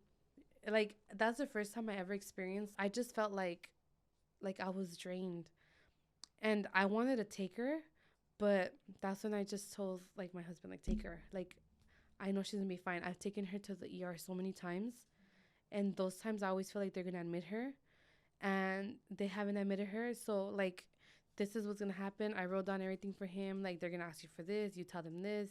This is her G tube. This is like, I literally like texted him, like signed like everything that he was supposed to tell them. So he left with her, and I started like, I literally just knocked out because that's how exhausted I was. And then I remember my mom was in the house because she was kind of helping me with the girls because she knew I was exhausted. Like at that point, like I try not, I do get a lot of help, but I suck at asking for help. Like people notice me and they'll just like offer. So I'll just be like, yes, go ahead. But like, it's hard for me to ask. And I feel like that day I could have asked my mom, like, hey, like, come help me. But I didn't until like the end when like I saw her like crying. And I remember that night, like she kept crying and she would not stop staring at me. I remember like we had like locked eyes, and she was just like, she kept whining, and she was just like looking at me in the eyes. And I remember like putting her in the seat, in her car seat, and I was just like looking at her, and like something in me was telling me like, take her. But like I was just so exhausted, and I just remember them putting like the blanket over the car seat. Like that was like, I feel like the last interaction I had with her. And they took her. Like her dad took her, so I was asleep, and like out of nowhere I get a call, and it's from Long Beach. And I just think like, oh, my husband didn't know what to say. Like I'll just explain everything to them. And it was just like a lady like talking to me like, oh, you're the mother of Alana Gutierrez. I was like, yes. Like what's going on? Like, and she was kind of like not saying anything. I just heard my husband saying, like, where's my wife? My wife, where's my wife? And I was like, and I could just hear him in the background, like, they put a tube in her throat. I was like, a tube? Why would they put a tube in her throat? Like, you're just supposed to take her for the, like, so they could fix her Foley. Like, they're not supposed to put a tube through her throat. Like, I was, like, literally telling him, like, I was already getting upset. Like, in the background, I just heard no pulse. And I was like, what do you mean no pulse? And then as soon as I said that, I think it was the social worker. She's like, you need to come to the hospital. Your daughter has, your your daughter went into cardiac arrest and it's been 20 minutes. Like, I don't know if you've seen Jane the Virgin. But, like, there's this moment where, like, they call her that her husband died. She just, like, screams and falls to the floor. Like, I feel like that moment I just lost my voice because I screamed, like, so loud, and I literally just, like, fell on her crib too. I was like, what the, like, what do you mean? Like, I lost it that second. I was like, no, like, she can't have a tube. All she needed, like, and I was, like, screaming at the girl, like, just fix the Foley. That's why I didn't want you guys to do it. Like, I was already, like, throwing a fit. So I was like, no, like, they intubated her, like, what's going on? And in my mind, I was, like, scared. Like, in me, something was telling me, like, be scared. Like, I just felt it in me. So I remember, like, driving. Like, my mom asked my sister and my dad to take me. And, like, we went, like, driving. And I was like, hurry. Like, I was screaming. I was like, God, like, the whole way. God, please, no, don't. Like, this isn't true. Please, like, leave her here. Like, I was just screaming. We get to the hospital, to the ER, because it's in Long Beach. Um, I just remember, like, everything's, like, blurry. I'm walking. I'm like, my daughter, Alana. As soon as I said that, they just, like, take me through the back. Like, I walk, like, the whole ER is, like, quiet. Like, I just see a whole bunch of people, like, in the room. Everyone's just staring. Like, they're just looking. And then I just see her, like, in the gurney, like, her tiny body.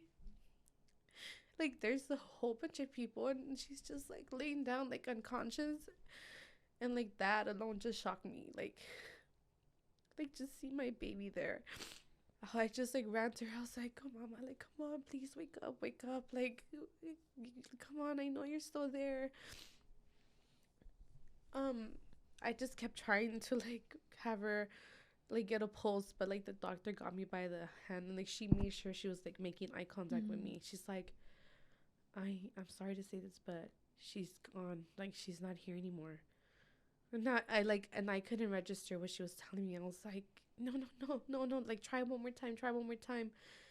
And then, like, as she was telling me that, I kind of heard them say, like, I think there's a pulse. I heard them whispering, like, on the side. I was like, there's a pulse?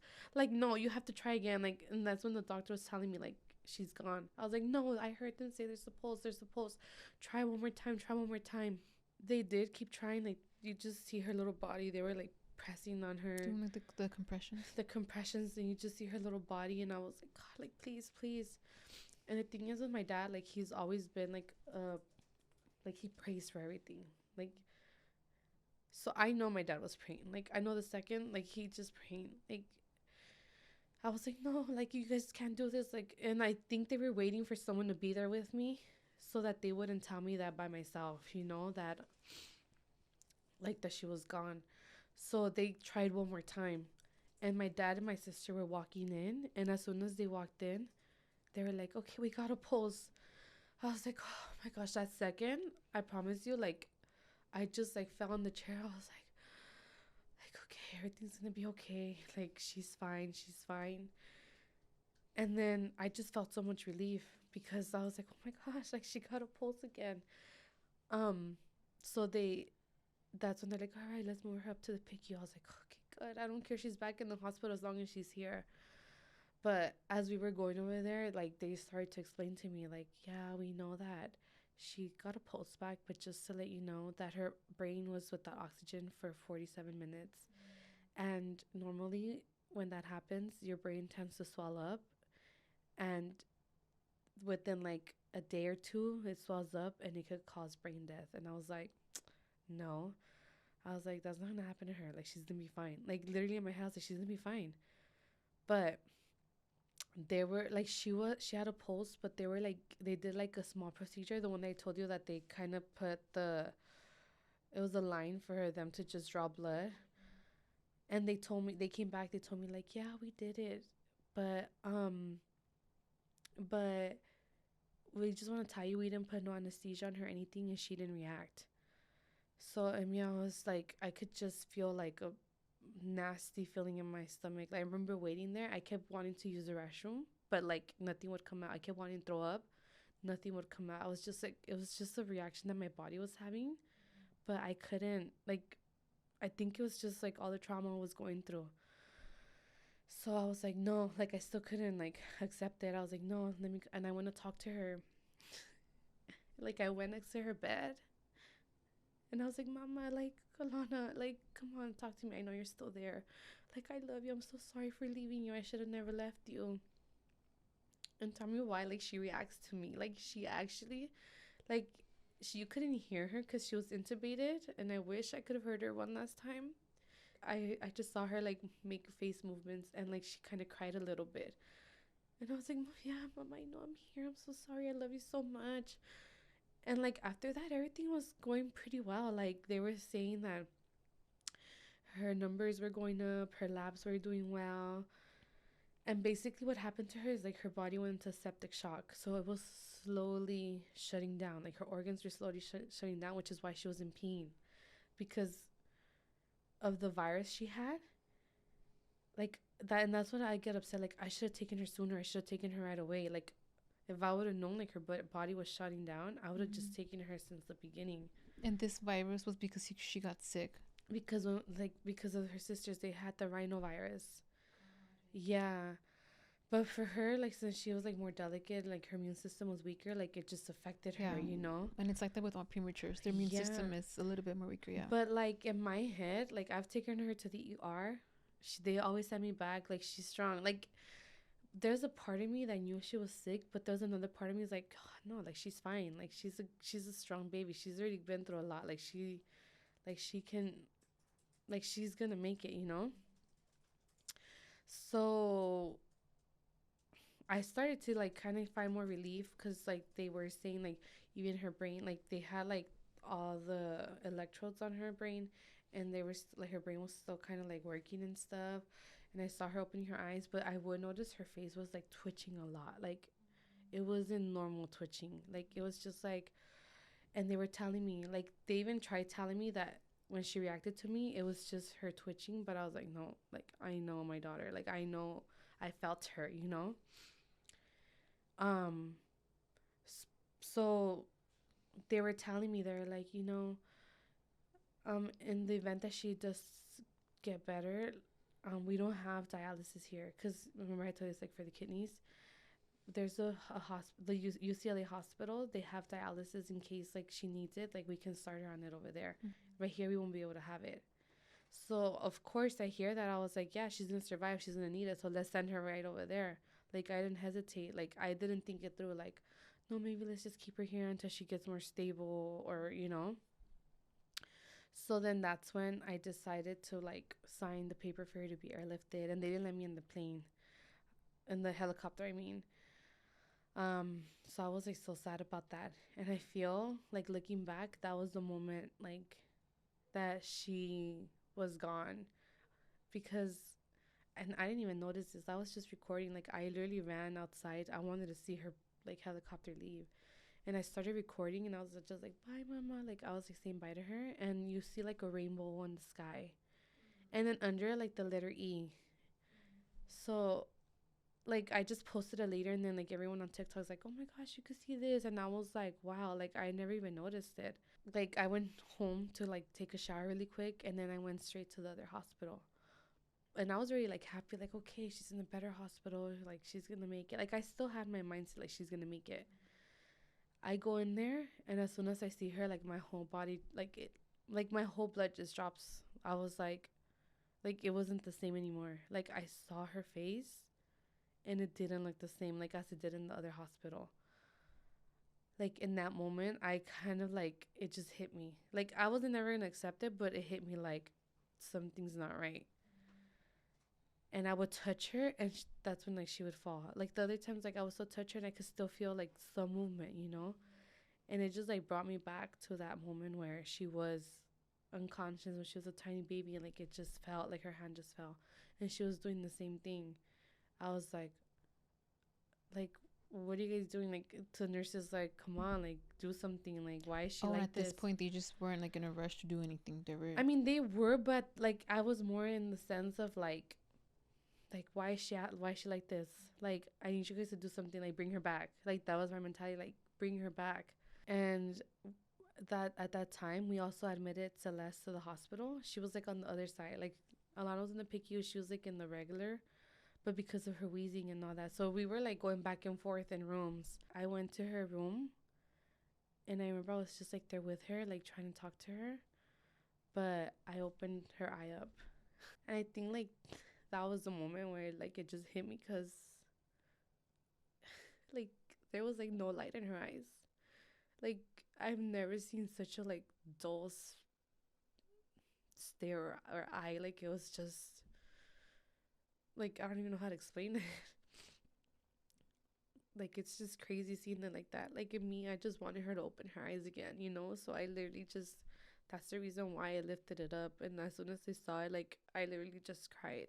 Then that's when the doctors came up to us and we had a meeting, like the family meeting. Like when there's a family meeting, you know, there's something, Like something's not right. yeah. Mm-hmm. And that's when they told us like based off of her scans and everything, we're pretty sure it's most likely that her brain is dead. Um, there's some tests we can do, but I didn't want the tests done because I knew the second they declared her brain dead, like she wasn't mine anymore. Like I couldn't visit her anymore. So I was like, no, like I don't want to do the test. Mm-hmm. Because part of me knew, but I was like, no, I don't want to do the test. I just don't want to do the test. So there was like two different kinds. They said that there's one where they just disconnect her, and like if they see a reflex or reaction, they'll like connect her again. They do it twice, and if the second time the like she doesn't react, like she's brain dead, and they'll just leave her like without a tube. But I was like, no, like they wanted to do it like already. I was like, nope, I'm not ready for that. But then there's a different one where they kind of do like a scan of the head, and where it shows like if you know it's brain dead. So they did it, and then they showed it to us. Normally like the brain, you see like the lines and all that, but it was like all dark. But like the thing with the doctor, they were, I'm sure they watch their words sometimes because they feel bad. They're like, there's a high chance, like the scans showed there's like a high chance she's brain dead. So I just looked at him. I told him like, I need you to tell me straight up, because you're telling me there's a high chance. I'm not gonna give up. Like I'm gonna have hope, and I'm not gonna ever disconnect her. So if you know that she can't survive 100%, like there's like 100%, like she's brain dead, you need to tell me now. So that's when he finally just looked at me. He's like, yeah, there's no chance. She's 100% brain dead. And I remember I was just laying down with her, and like I just felt numb. Like in my head, I just felt numb. And then everyone just kept coming. The social workers and nurse. They were like, "Oh, we're gonna set up a date for the extubation, where we're gonna extubate her. But if there's anything you want to do before, like, let's get that done." So that's when like they were doing like the handprints, the footprints. One thing that I want to do is like do a photo shoot with her, because we were gonna take family pictures. I had already bought all the dresses, and I remember I kept saying like, "Okay, I'm gonna get it. I'm gonna make an appointment so we could have a photo shoot." But I kept being lazy, and I kept pushing it off. And now that like she was in the hospital, I was like, oh my gosh, I didn't get to do it. Like, and that was gonna kill me. Like, and I was just like the pink dresses there, like just hanging. And like, I remember I was crying like crazy. Like, it was in front of the girls too, but just seeing everything the way it was, like just seeing her crib, seeing her G-tube machine, just hearing it go off. And to top it off, they dropped off more supplies for her. They're like, for Alana. I was like, oh my gosh. Like, I lost it that day. Like, I was just crying like crazy. Like, going back and knowing she's not going to come back home. Like, I remember I even asked the hospital, like, is there any way I can just take her home and, like, we extubate her there? Like, I want her to come back home, like, one last time. Like, just one last time. But they're like, just because of all her complications, I don't think she'll make it to the house. So, like, we just had to go to the hospital. And I bathed her one last time. We were just, like, playing songs for her. I did her hair. And one thing about me, I love doing my daughter's hair. And I was like, I have to do her hair at least once. And keep in mind, she hardly had any because she was still a baby. But I was like, I have to do her hair. The countdown, they were just preparing us like, okay, this is going to happen in an hour. Like, we're going to take off the tube. We're slowly going to turn off the machines. So they just took us outside because we decided we wanted to, like, take it outside, like, in the fresh air. Yeah, and then, like, just the moment happened where they just slowly started shutting off all the machines, and I was like holding her when they just took the tube off. It was like bittersweet because it felt so good being able to hold her again, like, just, you know, having her in my arms. But at the same time, like, just knowing that was the last time I was gonna hold her was very tough. And the worst part was leaving her in the hospital bed and knowing I wasn't ever gonna be able to visit her again. Like, I had to sign a paper saying, like, I had no rights to her anymore. Like, that's my baby. How am I not gonna have rights to her? Oh my god, I'm so sorry. It's okay. It's okay. Like, all those things are tough. Like, I didn't want to sign it. Like, I promise you, I was like just staring. Like, at that point, I was just like in disbelief with what was happening. I still had her. She was so cold. Like, little by little, you could see her her blood leaving her body, like, drying up. So she kept getting cold and cold, and I was just like holding her. I felt like I died right there too. Like, not being able to go back, like, just driving back home. I couldn't go back home. Like, I couldn't go back home. So we slept over at my mother-in-law's. My husband and I kept playing videos of her, like, just hearing her. Like, it was tough. So that first week was tough. Like, who thinks of ever going to picking out a casket for your daughter, you know, or like going to a funeral home and signing off on everything. But we had to do it. And I remember going back to the funeral home, and they were just gonna, like, put her on a screen to identify her. I was like, can I see her again? Like, I don't want to just see her on the screen. So they put her in the room in the bed. And as soon as they saw her, I started crying like crazy. Like, my baby. Just wanted to, like, take her with me. Like, she's so tiny, like, in the huge bed. I was like, oh my gosh, like, just being able to see her again. She looks so beautiful too. But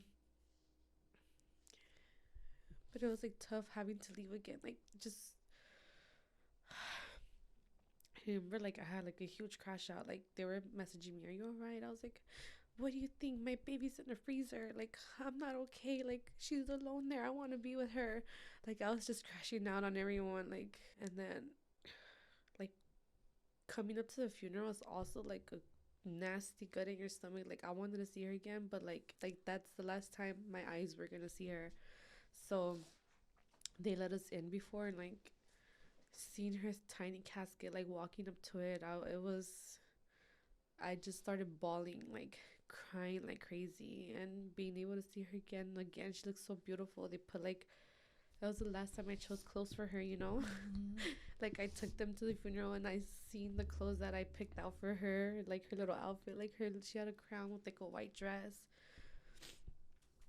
I remember I was crying. Like the ceremony started, I couldn't believe that was my daughter. Like I was seeing her pictured. I was like, that's my daughter. Like what's going on? Like when they had to close the casket. Obviously, I didn't want to close the casket. I remember closing it and I had to open it again. So it was just tough. Like it's very tough. It's like the hardest thing I've ever I had to do in my entire life, and I think it's the hardest thing I will ever do. You know, that day happened, and I just chose to cremate her. And the only thing, like, I couldn't choose between burying and cremating. Like I wanted none of them, but the only reason why I chose cremating was because they told me that like when I pass, I could bring her urn with me, like in my casket. So that's the only reason why I was like, okay, you know what, I'll do that. But it's not like a choice that I wanted, you know. I After that, I really felt like I needed counseling. Like I don't think I could have gone on with life without counseling. But like there was literally a point where I was like gonna take my life. Like it was just a thought in my head. It wasn't like actually like, oh, I'm gonna do it. But then I was like, wait, but my daughters. But of course, like I wouldn't do anything like that. But it's just like in those moments, you know, like when your body's in pain, you take like Advil, like, you know, pain relief. Like there's no pain relief for that. Like you're just in consistent pain. I think I went like a long time without showering, like not doing anything. Like I was just in bed. But I know for sure, like if it wasn't for my daughters, I probably would have been depressed even longer, because like I had to get up and like take care of them. Like I had to be there for them. Like there was just no other, like I wasn't going to lose another daughter. So I decided to do counseling, and that's where my healing process began. So like that's when I started really realizing a lot of things about myself that I didn't even know I had. I think I just like currently I'm still like in an emotional crisis. So my counselor tells me, um, like the healing process didn't take a while, but like it started. And I know that with grieving, like it just comes in waves. And there's like nothing that we can tell someone who's grieving, especially if we're not in their position. And I think the only thing that, anyone can say is just like, I really hope and pray that God, He does have His arms wrapped around you during your healing process, during your grieving process. And I know He does. Like, you are not alone in any of this. Like, He's right there with you. He was right there with you during the hospital. He was right there with you when they had to shut off her machines. And every single step, He was right there with you. And I think that's what's beautiful about you just remaining keeping your faith. And I really do hope that the counseling does continue to work with you. And then I think that it's just hard because there really isn't much that we can tell a grieving person besides just to keep going, especially because you do have your other baby girls. And it seems like you have, like, from the content that you do put out there, it seems like you do have yourself put together for your other babies. So I feel like that already shows who you are as a mother. I And definitely try my best. Like it's has not been easy. But I do try my best, because like for a time I was like very upset at God. Like you could say pissed off. Like I didn't want anything to do with him. Like I didn't want no one to talk to me about him. And that's a lot to say for me growing up, like in church. Like that's all I would hear. Like, but I was like, I don't want anything. And I know to a point it even worried my dad, because like I would see him like oh my gosh, like, but they wouldn't tell me anything because they knew like I was like in pain. you were grieving, yeah. Yeah, and a lot of things that people would tell me, I would just get pissed. Like there's not, like, you're right, there's nothing you can say. Like the only reason why I did keep posting on TikTok was because I saw other moms going through the same thing, and they were the only ones I allowed to tell me anything. And to be honest, because I would see them, I was able to like cope, because I would see them, like if they could do it, then I can too, you know? So like, And just always keep in mind that you always did show up for Alana. I think you did everything right. So don't you ever blame yourself for anything that happened with her, because you were doing everything with her medical needs as a mother, everything with having her siblings. You always showed up for her. You were with her every single day at the NICU. You did everything that you can in your power to be there for her, to be her support system, to be her mom. You did everything you could, and nothing was your fault. I think you did everything right as a mother, and you had that intuition and knew that, you know, something was wrong with your baby the day that your husband took her to the hospital. So yeah, I really do hope that you can, in the process of you grieving, you keep that in the back of your head. Yeah, thank you. Yeah, thank you. Because Mm. I mean, I'm not gonna lie. At first, even the doctors would tell me like, "Oh, it was not your fault," but I would get pissed. Like, of course it's my fault. I'm the mom. Like, I should have taken her. If I would have taken her earlier, that was like one of the questions I asked them. If I would have taken her earlier, like they would just say like no, like. It, but now, like looking back now, I think like I understand a lot more. Like I did try my best, and I think that's why I am starting to have more peace with it because like I said earlier, like I did not miss a day. Like I got into fights to go visit her. Like I don't care. I was gonna go visit her. So I have a lot of peace with that, and I knew she loved me. Like she came back for me, and I'm still to this day gonna believe that she literally came back cause she heard me. Cause like my husband says, like she was dead. Like she was already gone. Like the way he saw her, like she was gone. But I got to see her like looking back now, I see a lot of things that she did that happened to make it a little bit easier. It wasn't easy, but just a little bit easier. She knew her mommy was Yeah, there because for sure. to think about it, if like I would have just gone to that night and like they wouldn't have gotten her pulse back, it would have been 10 times worse. Because Mm-hmm. I would have never had those moments with her where I could like be around her, hug her, still visit her, you know? So like things like that happened that I was like, oh my God. And another thing is right away when like a child dies, social work and everyone, like it's an investigation. And I didn't have that. Like I didn't have that because obviously like medical records show like I was always on it with her. Like I was taking her to every appointment. I never missed an appointment, you know? So they like there was never an investigation. Like things Mm-hmm. like that like I know now from other people that they had to go through that. I'm like, wow, like I feel like now I know it was her time to go. Like everything that played out to the not doing the labs, like everything. Like it just played out the way it had to. Not that I'm okay with it, but I think I'm just coming to like, okay, like I would rather her not suffer, you know, because she was suffering a lot. And I'm gonna see her again. Like one day I'm gonna see her again. And that's what I look forward to. I know, and then now do he still has her for you? He's taking care of her for Yeah, you, yeah, so he has her for you with open arms, I know. which I think is so beautiful. And I know it's very hard because, um, obviously with grieving, there's waves to it. Mm-hmm. Like one day you're like, okay, oh, like I'm feeling better, and like the next day it could be the complete opposite. Okay, you guys, we are back. We did have to take a break to kind of just recollect ourselves. And you guys, this was the first time that an episode actually made me cry. But you guys were feeling a little better. We were talking off camera. We just kind of freshened up a little bit just to kind of gather our emotions and ourselves together. But after the loss that you and your husband went through, do you feel like that made you guys stronger, or did it take like a strain in your guys' relationship? We were just kind of, our bodies were surprised with what we were actually doing. Like, wow. I remember walking into the, I don't even know what it's called, but the place where they sell the caskets. I was just looking around, like, wait, like what? My mind literally telling me, what am I doing here? Like, I knew I was there to buy a casket, but it's just a shock seeing a whole bunch of them. And I didn't want to be there picking one, you know, or choosing a casket or whatever. So just knowing that we had to do all that, we were just, you know, getting by.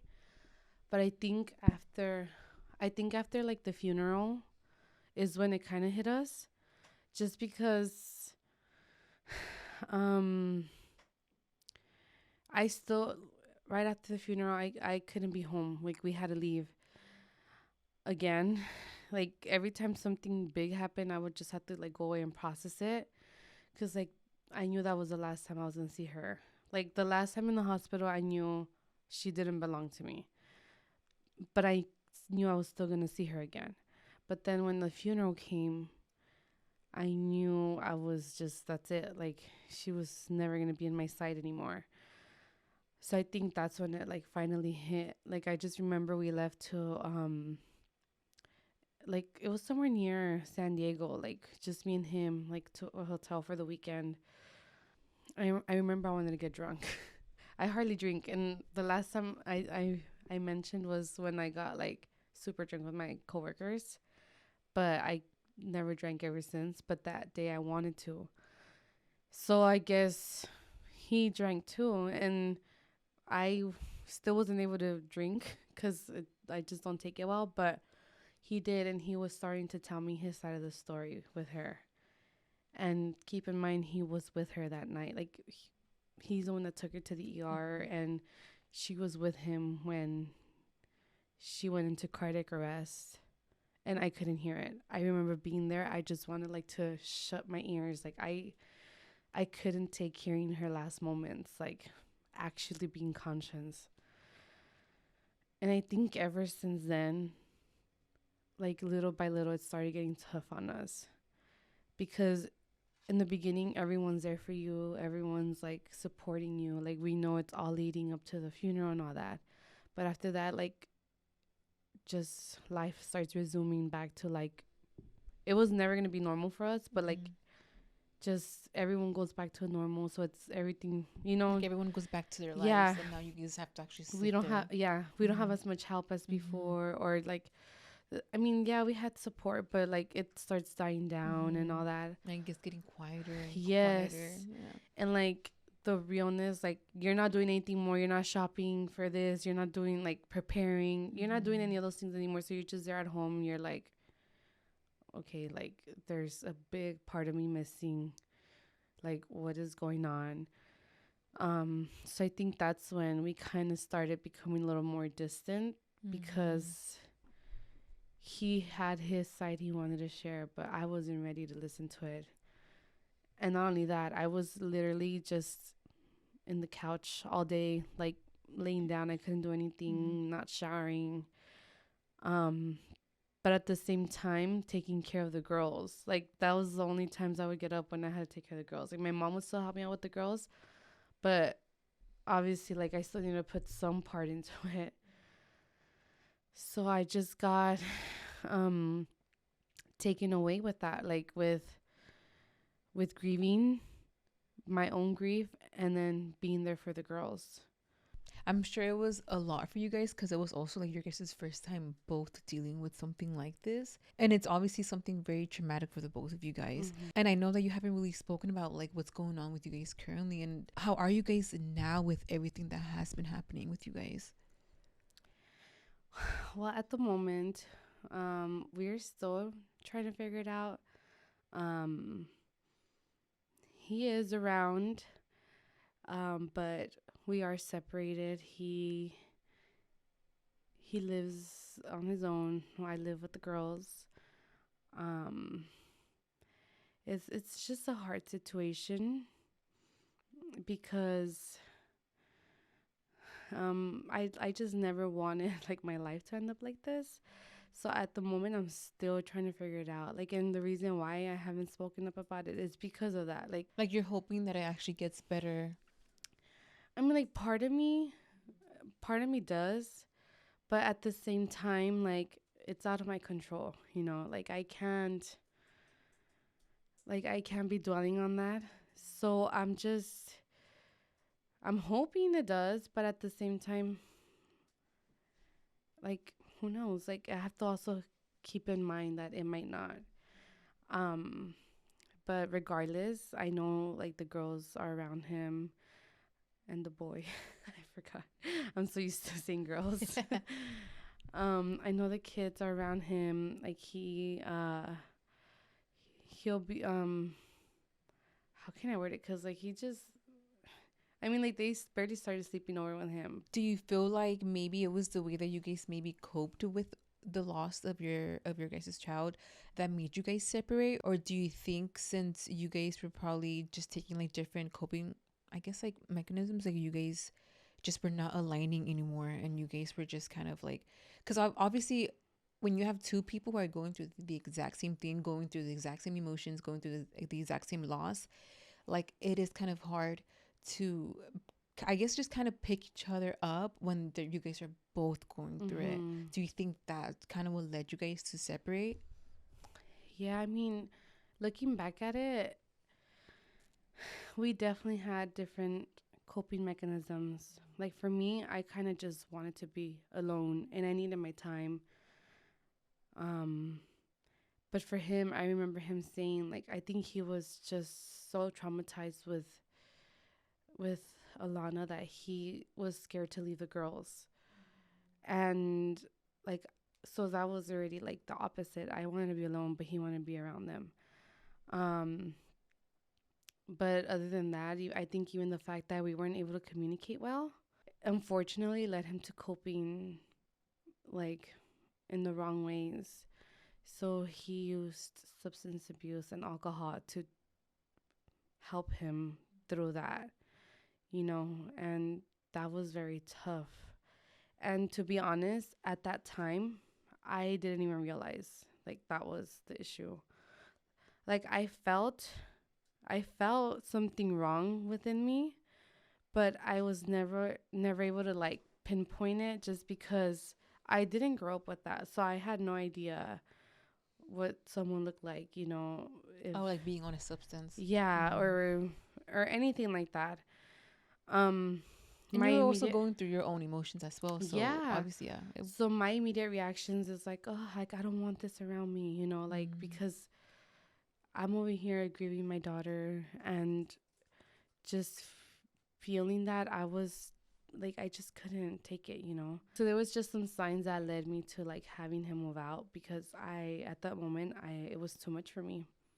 I couldn't I didn't know how and I couldn't deal with all that all at once. Mm-hmm. All while you're grieving. Mm-hmm. All while I was grieving, yeah, and being there for my daughters. Cuz if I'm being honest, I didn't want to be there for anyone, but like I had to be there for my daughters. I could have chosen not to, but I had to. Having my daughters was kind of like a blessing just because I feel like if I wouldn't have had them, I I say this many times, I would have gone with Alana Mm-hmm. because like it was just too much for me to take in. Like losing a child is just too painful. But because I knew they were there, like my daughters, like I was like I can't leave them alone, you know. It was hard, but it also helped me slowly do more and be more productive Mm-hmm. because they were around. Because also if I didn't have any more kids, I would have just probably stayed in bed for like maybe a whole year. Mm-hmm. But obviously it wasn't an option for me. I had to get up and try my best Mm-hmm. for them. There was a time where people were asking you, like in your comments and on your socials, where your husband was at. Was the separation a huge part of that? Well, yeah, it was. But at the same time, there was a time he went into rehab. So he wasn't around. It was just like me and the girls. Um, but yeah, he was gone for some time, Mm-hmm. trying to get better. And I have been taking so long to address it on social media because honestly, up until this day, I'm not emotionally stable. Like, the way my counselor describes it, it's like emotionally drunk. Like, I just have so many emotions and like trauma that like I don't like if I would have addressed it at that time, I think I would have just like crashed out so many times. And just for like my daughter's sake, I don't want them, hearing bad and negative things, things going on. I just want my daughters growing up like knowing that their dad was the best and is the best, like I don't want them hearing their mom online like bashing him or, attacking. It was hard being alone, very, very hard. Like I felt like I really did need him, but at the same time, like what else can I do? I had to suck it up and just do what I had to do.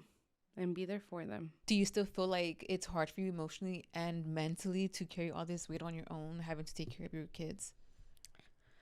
Um, Not as much as before, because before, I mean, obviously, being in there, you cannot, like, there's a point when you just have zero contact with, like, you just have zero contact. But now I feel like little by little it's getting better. I think on both of our parts, we're both trying to heal, like him in his own way. We're still both adjusting.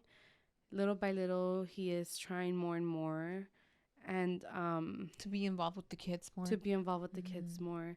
Like, I could see him trying, and he's doing better little by little.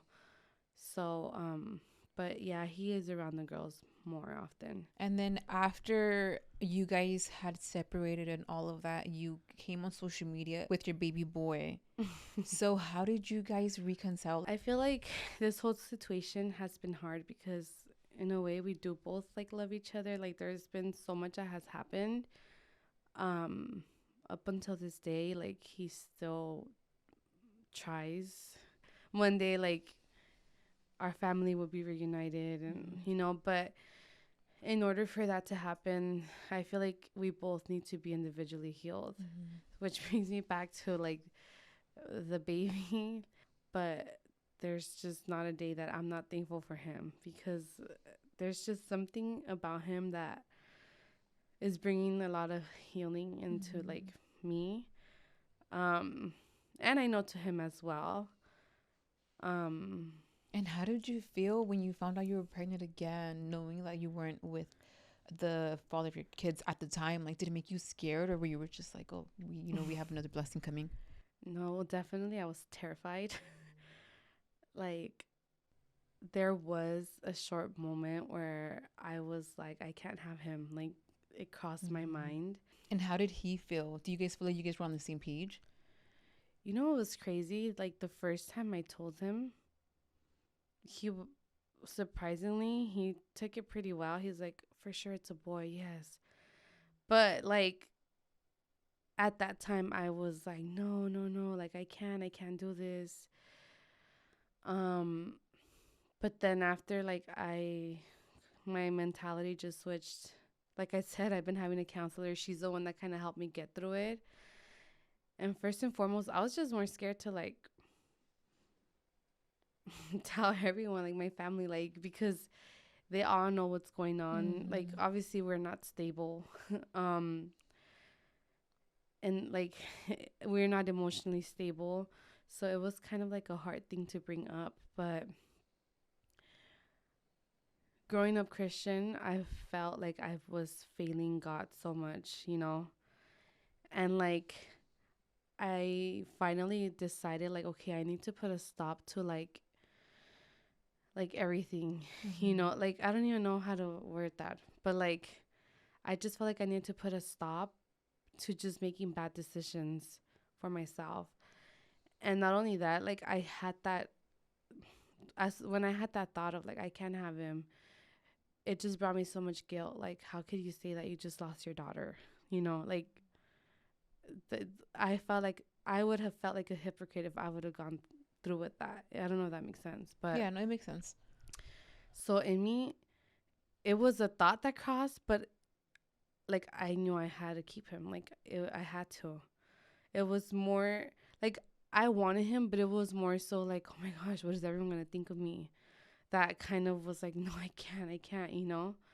But I was like, girl, you have to be tough and be brave. People are gonna criticize you and from left to right, but like, it's okay. At the end of the day, it's gonna be all worth it. And God gave you another blessing. I think that's the best way to see it. Yes, honestly, he has been such a blessing. Like, my dad, before, like, when I was pregnant, he would pray for him to be like the calmest baby, and he is the calmest baby ever. Like, already he sleeps through the night.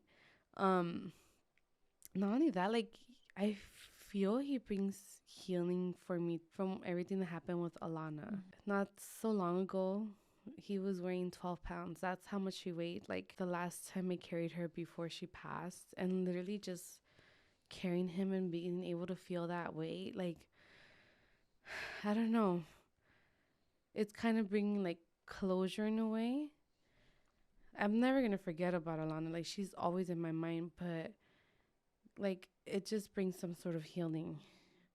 And there's a lot of things he does that reminds me so much of her. And Oh, you probably needed this baby. I So, think so, yeah. And yeah. I think that maybe you probably were afraid to, share it with your family and stuff.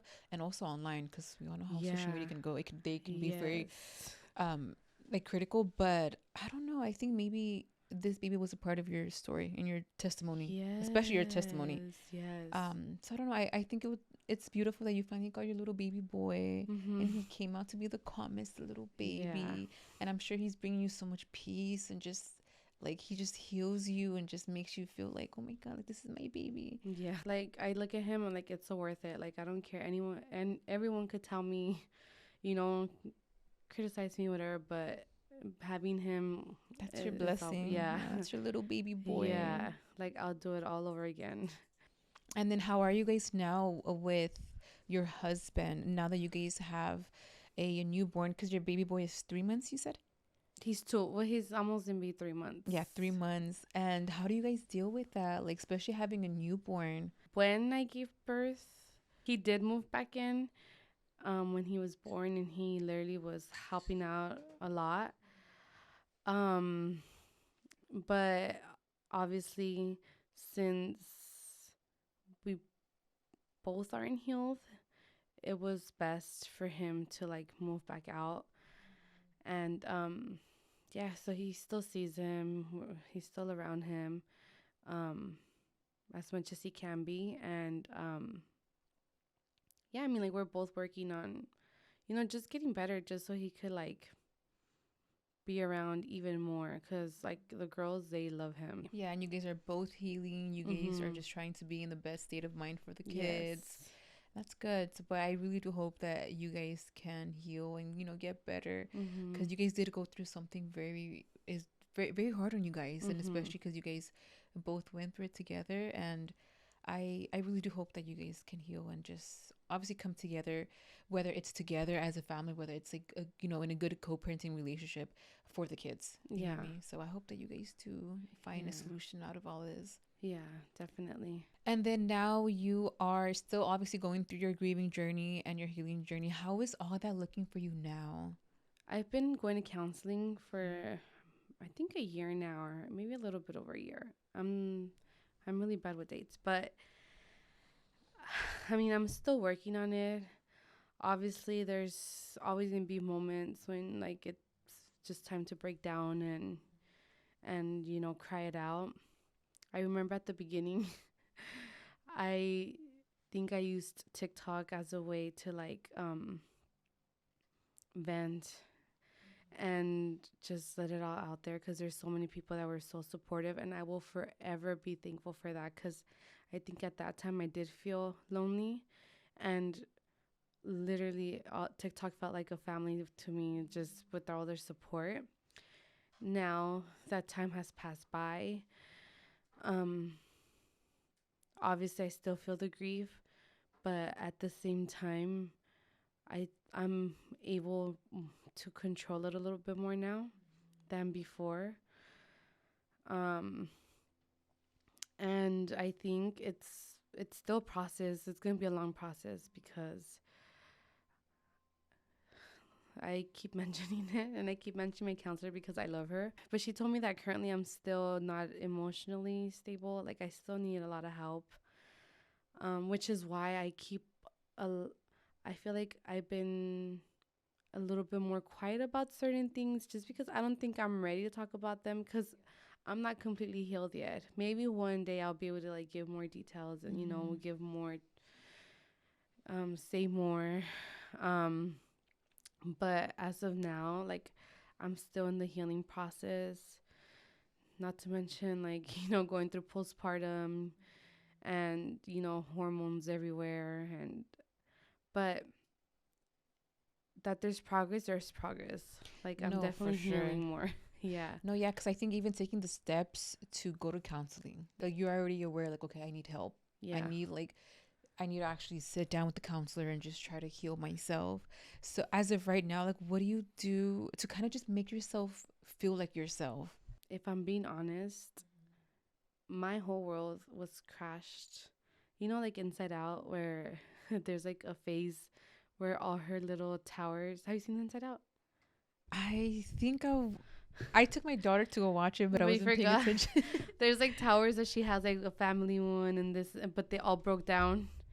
So I seen the second one. I haven't seen the Oh, first okay, one. okay. Yeah. Okay, so in the first one, like all her towers broke down. And I feel like the same thing happened to me.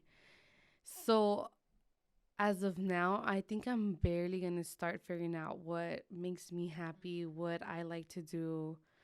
Like I'm on my journey to figure that out again, cuz I feel like the old me is just like gone and I'm trying to discover myself again.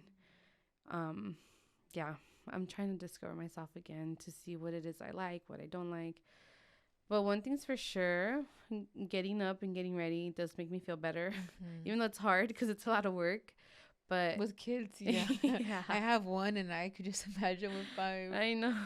So like that alone is like it makes me feel better. I'm trying to do it more often, but I know as time goes by, it'll get easier. Do you feel like in losing like your routine, do you feel like it made you parent your other kids a little different?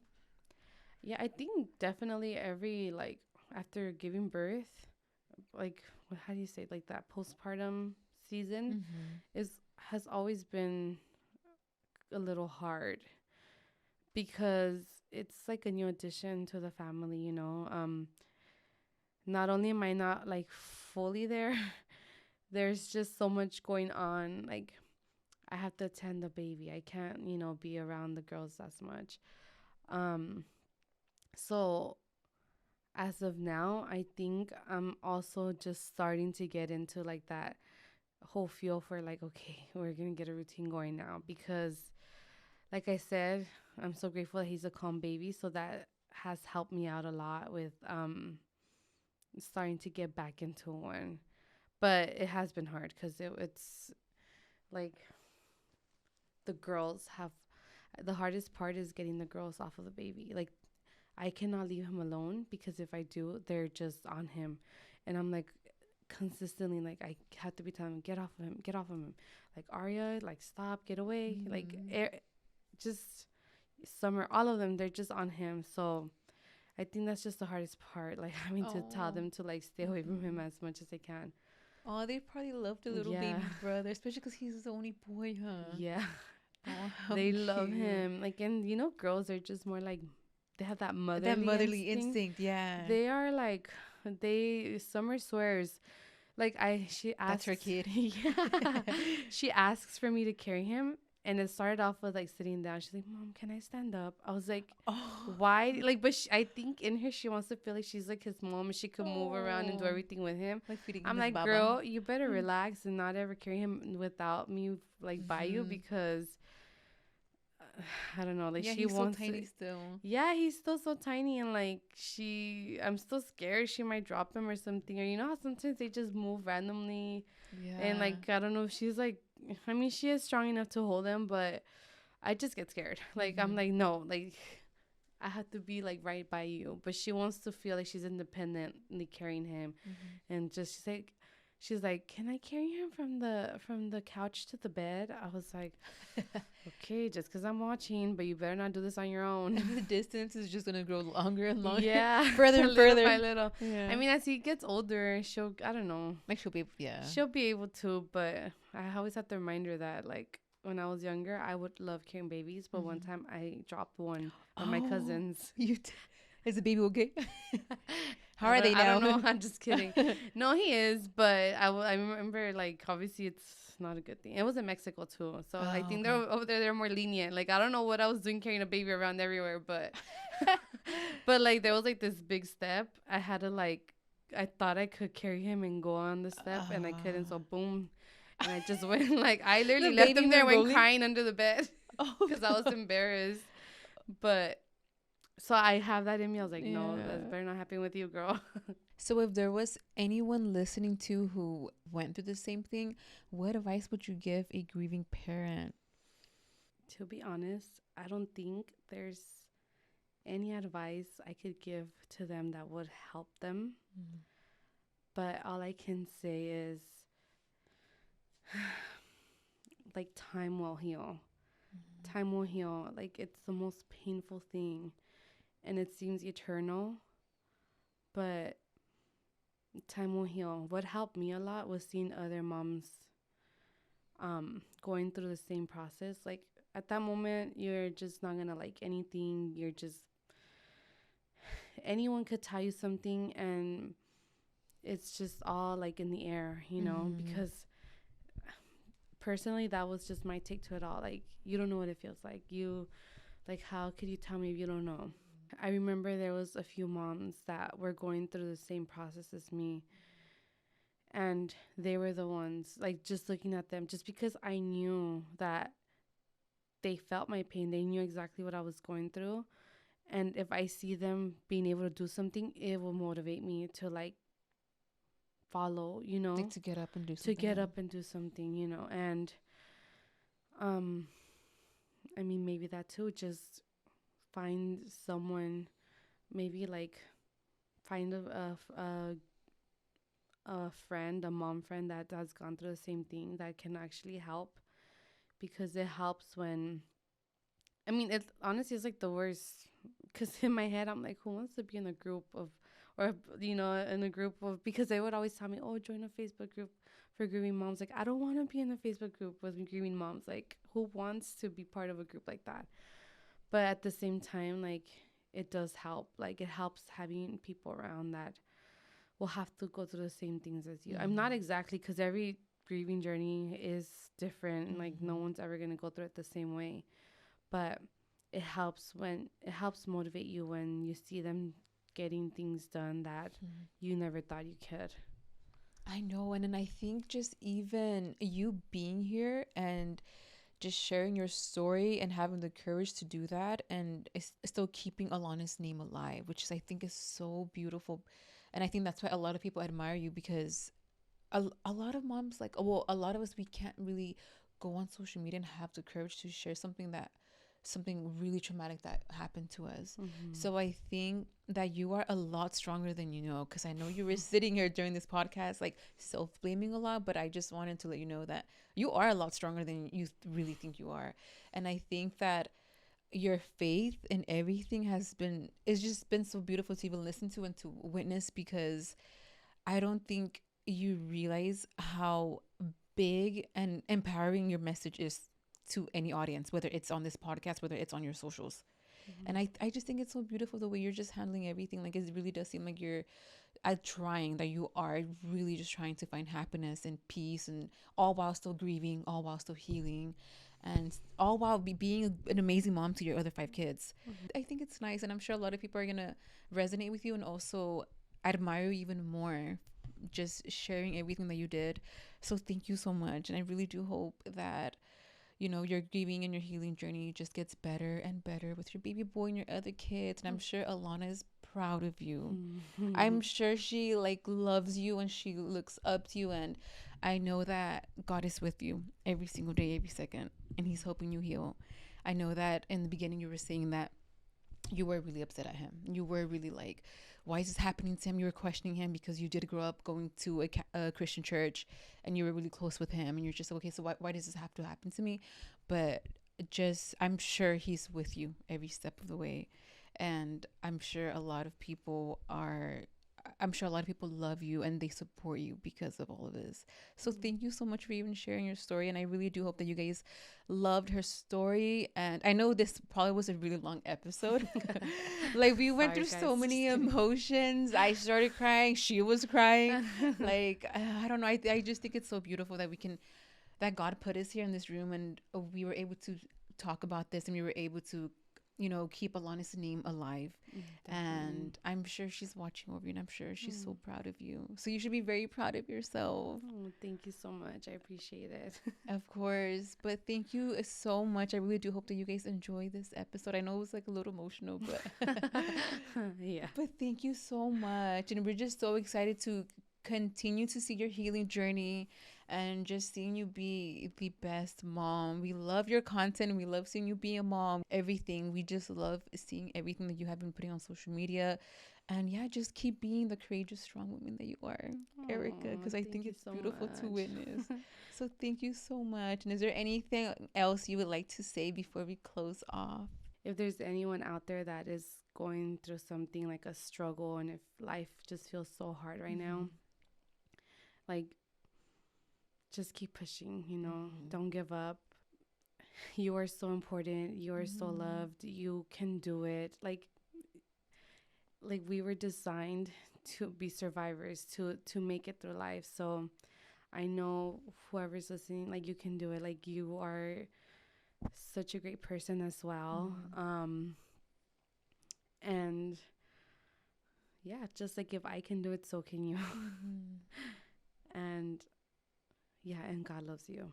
Yes. Above all, I know I was mad at him, but because of him, I am still here. And he has shown me, like, he has been everything for me, like, ever since, well, I was gonna say after I was done being mad at him, but no, even when I was mad at him, like, he's been there for me, and you know, been through it all with me. So I know he can be there for you too. Yes, and do not forget this. God is always with the brokenhearted and Oh, the yes, weary. He's that's true. always with everyone who is going through something. He never leaves your guys' side. So I really do hope that you guys enjoy this episode, and God loves you guys. Thank you guys so much for watching this episode. Thank you so much, Erica, for coming on. We're gonna go on a lunch date after this. But before we go on our little lunch date, we do have a little surprise for Erica for coming out. We have a little gift for her. Ta-da! We have another bag from Lux Med Spa. This is for you, so you can go pamper yourself. So they are a med spa in the OC area, which I think they are closer to you. Yeah. Yes. So there's a little gift card in here where you can go in the spa, give yourself a mommy day, like go give yourself a massage, and then they did gift you like a couple of things in here. So here you go. Thank you so much. Thank you. I will definitely be using this. Yes, you need it. Go give yourself a mommy independent spa day. Thank you so much. I appreciate it. Of course. I'm like, you need it. You go get it like a mental health break and just relax. Yay, I'm excited. But anyways, thank you guys so much for watching, and we'll see you guys next time. Bye. Bye. I don't know.